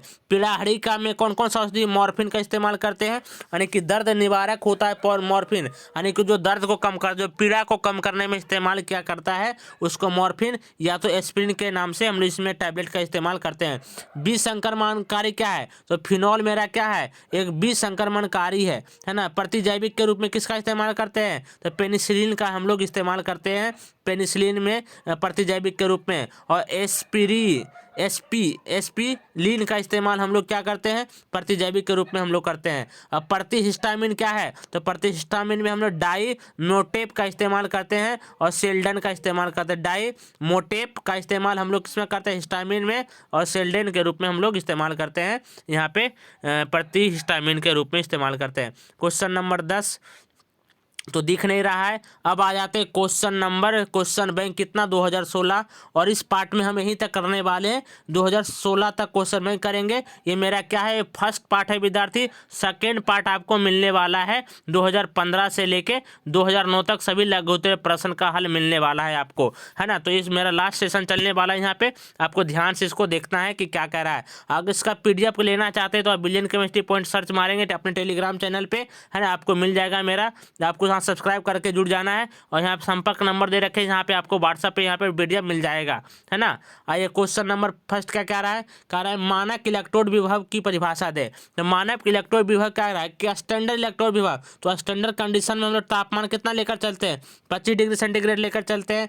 तो 25 डिग्री इकाई ताप पर मोलर सांद्रण वाले, यानी इकाई मोलर सांद्रण वाले विलयन, यानी मोलरता इस सांद्रण का कितना होना चाहिए, 1 होनी चाहिए, है ना। और धातु के छड़ के बीच में जो उत्पन्न विभव होता है उसको हम लोग क्या बोलते हैं, इलेक्ट्रोड विभव के नाम से हम लोग जानते हैं। यानी कि इकाई मोलर सांद्रण वाले विलयन होना चाहिए। विलयन कैसा होना चाहिए, इकाई मोलर सांद्रण वाला होना चाहिए। और धातु के छड़ के बीच जो उत्पन्न विभवांतर होता है उसको हम लोग मानक इलेक्ट्रोड विभव के नाम से जानते हैं। आपको इसको याद रख लेना है। आइए क्वेश्चन नंबर 2 क्या कह रहा है कि संक्रमण तत्व रंगीन यौगिक बनाते हैं, व्याख्या करें। तो संक्रमण तत्व रंगीन यौगिक क्यों बनाते हैं, कलरफुल यौगिक बनाते हैं, यानी कि इसमें कलर वगैरह दिखता है इस यौगिक में, क्यों। तो यहाँ पे क्या कहता है, छोटा सा रीजन लिखा है, इसको थोड़ा सा पढ़ लेना है। कहता है संक्रमण तत्व में डी उपकोष आंशिक रूप से भरे होते हैं, इनमें से उपस्थित अयुग्मित इलेक्ट्रॉन दृश्य प्रकाश ऊर्जा को अवशोषित कर लेता है, यानी करके उच्च डी ऑर्बिटल में चले जाते हैं और डी संक्रमण होता है, इसलिए संक्रमण तत्व रंगीन यौगिक का निर्माण करता है। पहला बात क्या लिखा है कि यहाँ पे संक्रमण तत्व में डी उपकोष आंशिक रूप से भरा होता है, कि डी ऑर्बिटल पूरा भरा हुआ नहीं होता है। और अयुग्मित इलेक्ट्रॉन जो होते हैं विद्यार्थी, जो ऊर्जा क्या करता है, प्रकाश ऊर्जा को क्या करता है, अवशोषित कर लेता है और डी संक्रमण करवाता है, यानी डी ऑर्बिटल संक्रमण कराने से यहाँ पे यौगिक में रंग उत्पन्न हो जाता है, यानी कि यह रंगीन यौगिक बन जाता है ना। तो इसको थोड़ा सा पढ़ लीजिए एक बार क्या कह रहा है।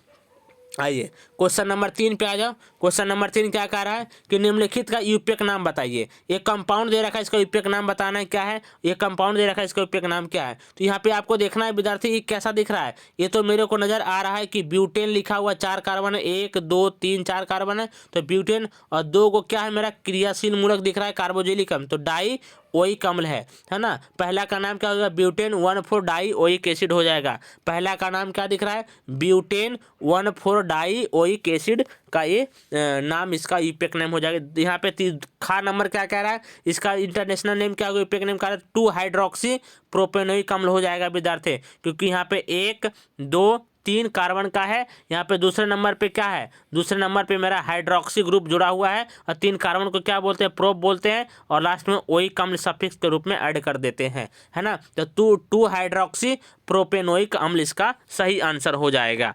आइए क्वेश्चन नंबर 4 पे करते हैं। तो क्वेश्चन नंबर 4 क्या कह रहा है, निम्नलिखित के संरचना सूत्र को लिखें।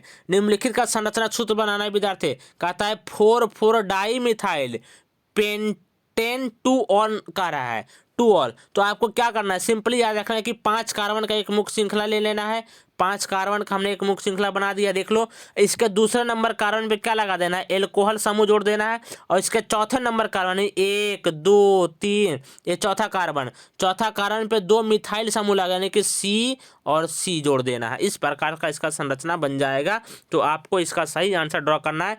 5 कार्बन का एक लंबी श्रृंखला बना लेना है, उसके दूसरे नंबर कार्बन पे एल्कोहल जोड़ देना है, और उसके साथ में आपके चौथे का नंबर कार्बन पे क्या दे देना है, 2 मिथाइल समूह को ऐड कर देना है। उसको क्या बोलेंगे, वहाँ उसको नाम देंगे 4,4 डाई मिथाइल पेंटेन 2 ऑल के नाम से हम लोग जानते हैं। दूसरा क्या कह रहा है कि 2 ब्यूटेनॉल क्या बनेगा। 2 ब्यूटेनॉल का स्ट्रक्चर हमने बना देते हैं कि 2 ब्यूटेनॉल का स्ट्रक्चर क्या, 4 को कार्बन लेना है, 1 2 3 4 कार्बन। इसके दूसरा नंबर कार्बन है कि 1 2, यहाँ दूसरे नंबर कार्बन पे एक एल्कोहल समूह जोड़ देना है। ये बन जाएगा 2 ब्यूटेनॉल का ये संरचना सूत्र बन जाएगा, है ना। अगर समझ में नहीं तो हमारे व्हाट्सएप नंबर पे कांटेक्ट करिएगा, आपको इसका आंसर मिल जाएगा। व्हाट्सएप नंबर हमारा दिया गया है यहाँ पे, है ना। आइए क्वेश्चन नंबर 5 क्या कह रहा है। क्वेश्चन नंबर 5, उदासीनीकरण ताप की परिभाषा दें। तो उदासीनीकरण ताप क्या होता है, तो आपको याद रखना है कि जो हमारा 1 ग्राम तुल्यांक अम्ल होगा और भस्म के द्वारा पूर्णतः उदासीन करने में जो तापमान निकलता है बाहर, उसको उदासीनीकरण ताप के नाम से हम लोग जानते हैं। जैसे आप क्या ले लेंगे, अम्ल ले लेंगे, और यहाँ पे क्या ले लेंगे, क्षार ले लेंगे। इन दोनों अभिक्रिया करेगा तो क्या बनाएगा, उदासीनीकरण अभिक्रिया देगा, और लवण और जल बनता है इसमें। तो उदासीनीकरण कराने में जो अम्ल है और जो क्षार है, ये दोनों अभिक्रिया करने के फलस्वरूप जो ऊष्मा उत्पन्न करती है, उस ऊष्मा को हम लोग क्या बोलते हैं, उदासीनीकरण ताप के नाम से हम लोग जानते हैं, क्योंकि ये रिएक्शन उदासीनीकरण होता है, इसीलिए इस ताप को उदासीनीकरण ताप के नाम से भी हम लोग जानते हैं, है ना। सिंपली समझ में आ गया सभी को, है ना। आइए क्वेश्चन नंबर 6 क्या कह रहा है, क्वेश्चन नंबर 6 पे ध्यान से पढ़ो जरा। कहते हैं द्रव्यमान अनुपातिक क्रिया का नियम लिखें, यानी कि यहाँ पे लॉ ऑफ एक्टिव मास पूछ रहा है विद्यार्थी, द्रव्यमान अनुपातिक क्रिया का नियम पूछ रहा है। और दूसरा क्या कर रहा है, अभिक्रिया पर ताप का क्या प्रभाव पड़ता है। ये दोनों केमिकल काइनेटिक्स का सवाल है, ये बहुत ही अच्छे सवाल, इसको याद कर लीजिएगा। ये बार बार यहाँ पे एग्जाम में पूछा जाता है कि द्रव्यमान अनुपातिक क्रिया क्या है। तो आपको हम थोड़ा सा समझाते हैं तो समझने की कोशिश करिएगा क्या है लिखा हुआ। कहता है कि किसी अभिक्रिया में वेग अभिक्रिया का वेग जो अभिकारक के सक्रिय द्रव्यमान के गुणनफल के समानुपाती होता है। जैसे जो हम लिखते हैं कि आर सीधा समानुपाती 1 के सांद्रण, यहाँ पे जो लिखते हैं ना, ये बड़ी ब्रैकेट है, सक्रिय द्रव्यमान का सिंबल होता है ना। और 1 का जो प्रतिकारक है, ये सीधा समानुपाती क्या होता है, अभिक्रिया की वेग के सीधा समानुपाती होता है। यानी कि अभिक्रिया की दर किस पर निर्भर करता है, तो सक्रिय द्रव्यमान, और सक्रिय द्रव्यमान को हम लोग ब्रैकेट, बड़ी ब्रैकेट में लिखते हैं, यानी ए का सक्रिय द्रव्यमान ए लिखा गया है ना। सिंपली बात आपको याद रखना है। आइए इसका खा नंबर क्या कह रहा है, खा नंबर सवाल का आंसर क्या कह रहा है। एक क्वेश्चन पहले भी आया है कि अभिक्रिया की दर पर ताप का क्या प्रभाव पड़ता है। तो तापमान बढ़ाने पर अभिक्रिया की वेग बढ़ जाता है, अतः किसी रासायनिक अभिक्रिया में तापमान 10 डिग्री सेंटीग्रेड से बढ़ाया जाए तो अभिक्रिया लगभग 2 गुना के हो जाएगा, है ना। ये सवाल पहले भी आया है, तो इस पर ज़्यादा टाइम नहीं देते हैं, आगे बढ़ते हैं। क्वेश्चन नंबर 7 क्या कह रहा है, क्वेश्चन नंबर 7 क्या कह रहा है विद्यार्थी कि निम्नलिखित पदों की व्याख्या करें। उप सहसंयोजन संख्या क्या है, प्रभावी परमाणु संख्या क्या है। तो उपसंयोजन क्या कहती है, कहते हैं केंद्रीय धातु के साथ लिगेंड के द्वारा बनाया गया उप सहसंयोजन बंधन की संख्या को हम लोग क्या बोलते हैं, उप सहसंयोजन संख्या के नाम से जानते हैं। जैसे सिंपली क्या करना है, मान लेते हैं यहाँ पे कोई मेटल है, यहाँ पे लिगेंड क्या कर रहा है, बॉन्ड बना रहा है, सीधा बॉन्ड बना रहा है सेंट्रल मेटल के साथ। तो ये जो बॉन्ड की संख्या, जो कोऑर्डिनेशन बॉन्ड बन रहा है, इस कोऑर्डिनेशन बॉन्ड को हम लोग क्या बोलते हैं, इस कोऑर्डिनेशन बॉन्ड को हम लोग उप सहसंयोजन के संख्या के नाम से जानते हैं। कि कितने सेंट्रल मेटल कितना कोऑर्डिनेशन बॉन्ड बना रहा है चारों तरफ से, उसको क्या बोलेंगे, कोऑर्डिनेशन संख्या के नाम से हम लोग जानते हैं। यानी कि लिगेंड के द्वारा जो कोऑर्डिनेशन बॉन्ड बनता है, उस बॉन्ड को हम लोग क्या बोलते हैं, कोऑर्डिनेशन संख्या के नाम से हम लोग जानते हैं। दूसरा क्या कह रहा है कि प्रभावी परमाणु संख्या क्या है। तो आपको सिंपली याद रखना है कि प्रभावी परमाणु संख्या का छोटा सा फॉर्मूला होता है, परमाणु संख्या ले लेना है जेड, और उसका ऑक्सीकरण संख्या ले लेना है, और यहाँ पे प्लस का सिंबल दे देना है, 2 गुना कोऑर्डिनेशन नंबर से मल्टीप्लाई कर देंगे। इस संख्या को हम लोग क्या बोलते हैं, इससे जो कैलकुलेट करके जो वैल्यू निकलता है, उसको हम लोग प्रभावी परमाणु संख्या के रूप में हम लोग जानते हैं। यानी प्रभावी परमाणु संख्या क्या होती है विद्यार्थी, परमाणु संख्या माइनस ऑक्सीकरण संख्या प्लस 2 गुना उप सहसंयोजन संख्या होती है प्रभावी परमाणु संख्या का फॉर्मूला। ये बहुत ही आसानी से समझ में आ गया होगा। छोटा सवाल यहाँ पे याद रखना है, इससे कभी ऑब्जेक्टिव पूछ लेता है कभी कभी। क्वेश्चन नंबर 8 पे आ जाओ। क्वेश्चन नंबर 8 क्या कह रहा है, कह रहा है कि शॉटकी दोष एवं फ्रैंकल दोष में अंतर को लिखे। फ्रैंकल दोष और शॉटकी दोष में अंतर पूछ रहा है, तो शॉटकी दोष और फ्रैंकल दोष में क्या अंतर है। तो शॉटकी दोष और फ्रैंकल दोष में निम्नलिखित अंतर है विद्यार्थी।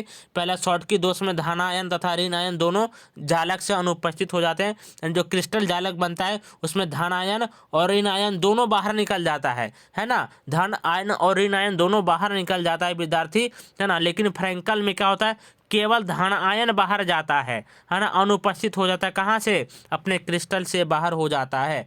दूसरा पॉइंट इसमें क्या कह रहा है कि इसका उप सहसंयोजन संख्या उच्च होती है विद्यार्थी। यानी कि जो यहाँ पे शॉटकी दोष का दूसरा पॉइंट है कि यहाँ पे शॉटकी दोष का जो उप सहसंयोजन संख्या होता है ये ज़्यादा होता है, लेकिन यहाँ पे फ्रैंकल का उप सहसंयोजन संख्या क्या होता है, कम होती है। इसका तीसरा पॉइंट पर क्या कह रहा है, तीसरा पॉइंट पर संख्या कह रहा है कि इसमें क्रिस्टल का घनत्व घट जाता है। यानी शॉटकी दोष में क्रिस्टल का घनत्व घट जाता है। तो आप इस पॉइंट को याद कर लेंगे, शॉटकी दोष में क्रिस्टल का घनत्व घट जाता है विद्यार्थी, लेकिन फ्रैंकल दोष में क्रिस्टल का घनत्व अपरिवर्तित रहता है, यानी परिवर्तित नहीं होता, समान रह जाता है। आपको इस बात को याद रखना है।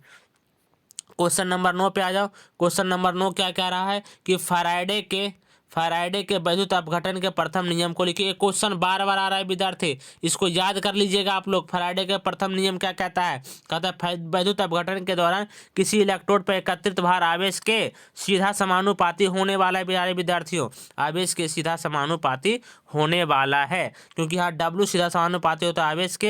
यहाँ पे जब हम लोग सीधा समानुपाती को हटाते हैं तो यहाँ पे Z एक कांस्टेंट देते हैं और Q होता है, और Q बराबर क्या होता है फार्मूला? ZIT। यहाँ पे एक फार्मूला बन जाता है फैराडे के प्रथम नियम का। ये क्वेश्चन लगभग 4 से 5 बार रिपीट हो चुका है, आपको याद भी हो गया होगा अब तक, है ना। आइए क्वेश्चन नंबर 10 पे आ जाओ। क्वेश्चन नंबर 10 क्या कह रहा है? क्वेश्चन नंबर 10 कह रहा है विद्युत रासायनिक तुल्यांक को परिभाषित करें। कि विद्युत रासायनिक तुल्यांक क्या है? कहता है किसी इलेक्ट्रोड पर 1 एम्पीयर की विद्युत धारा 1 सेकेंड तक प्रभावित किया जाता है तो एकत्रित भार विद्युत रासायनिक भार के नाम से हम लोग जानते हैं। सिंपली सवाल क्या है कि किसी इलेक्ट्रोड पर अगर 1 एम्पीयर की धारा प्रभावित करेंगे कितना समय के लिए?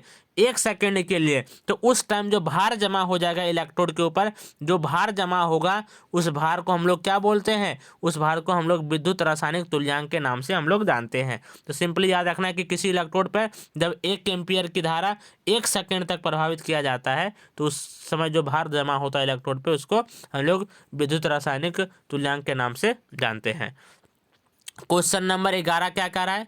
क्वेश्चन नंबर 11 को आप ध्यान से पढ़िए। क्या कह रहा है कि निम्नलिखित को परिभाषित करें। काला अभिक्रिया की कोटि क्या है और थ्रेशोल्ड ऊर्जा क्या है, इसको परिभाषित करना है प्यारे विद्यार्थियों। अभिक्रिया की कोटि रिपीट हो चुका है क्वेश्चन, तो इसको थोड़ा सा तेज से पढ़ते हैं और समझ जाना है। कह रहा है कि दिए गए वेग समीकरण में प्रतिकारक के सांद्रण के घातांकों का जो योग होता है उसको हम लोग क्या कहते हैं? अभिक्रिया की कोटि। हमने बताया था ना विद्यार्थी कि R = K, A की पावर यहाँ पे कुछ भी रहेगा, B की पावर कुछ भी रहेगा, तो ये प्रतिकारक के यहाँ जो पावर दिखेगा इस पावर को क्या करना है? सिर्फ पावर को ऐड कर देना है तो अभिक्रिया की कोटि मिल जाएगा। यानी कि जो दिए गए वेग समीकरण होगा, जब प्रतिकारक के जो सांद्रण दिखेगा उस पर जो घात लिखा रहेगा, 1 रहेगा, 2 रहेगा, 3 रहेगा, 1/2 रहेगा, 2/3 रहेगा, उन दोनों को क्या करना है? ऐड कर देना है। ऐड करने से जो वैल्यू प्राप्त होगा उसको अभिक्रिया की कोटि के नाम से हम लोग जानते हैं। थ्रेशोल्ड ऊर्जा क्या कह रहा है? थ्रेशोल्ड ऊर्जा कह रहा है विद्यार्थी कि सक्रियण ऊर्जा और आंतरिक ऊर्जा के योग को थ्रेशोल्ड ऊर्जा कहते हैं। यानी कि थ्रेशोल्ड ऊर्जा जो होती है विद्यार्थी, थ्रेशोल्ड ऊर्जा ये क्या होता है? सक्रियण ऊर्जा ने एक्टिवेशन ऊर्जा, और प्लस क्या होता है? आंतरिक ऊर्जा यानी कि इंटरनल ऊर्जा के योग को हम लोग क्या बोलते हैं? थ्रेशोल्ड ऊर्जा के नाम से हम लोग जानते हैं। थ्रेशोल्ड ऊर्जा के नाम से हम लोग जानते हैं। यहाँ पे क्वेश्चन को थोड़ा सा समाप्त करते हैं। आप हमारा चैनल को थोड़ा सा देख रहे हैं, अगर वीडियो पसंद आया तो शेयर भी कर देंगे, लाइक भी कर देंगे, सब्सक्राइब भी कर देंगे, और अपने फ्रेंड के साथ पहुंचाना आपको जिम्मेदारी है, क्योंकि ये समय है तैयारी करने का, है ना। क्वेश्चन को थोड़ा सा इंपॉर्टेंट समझ कर याद कर लेना है, और यहाँ पे आपको क्या करना है? फ्रेंड के साथ भी शेयर कर देना। हमारे टेलीग्राम चैनल पर जुड़ जाना सभी विद्यार्थियों को, है ना। वीडियो को लाइक कर देना, कमेंट में भी थोड़ा सा कुछ लिख देना कि वीडियो कैसा लगा है। मिलेंगे हम लोग नेक्स्ट वीडियो में। जय हिंद।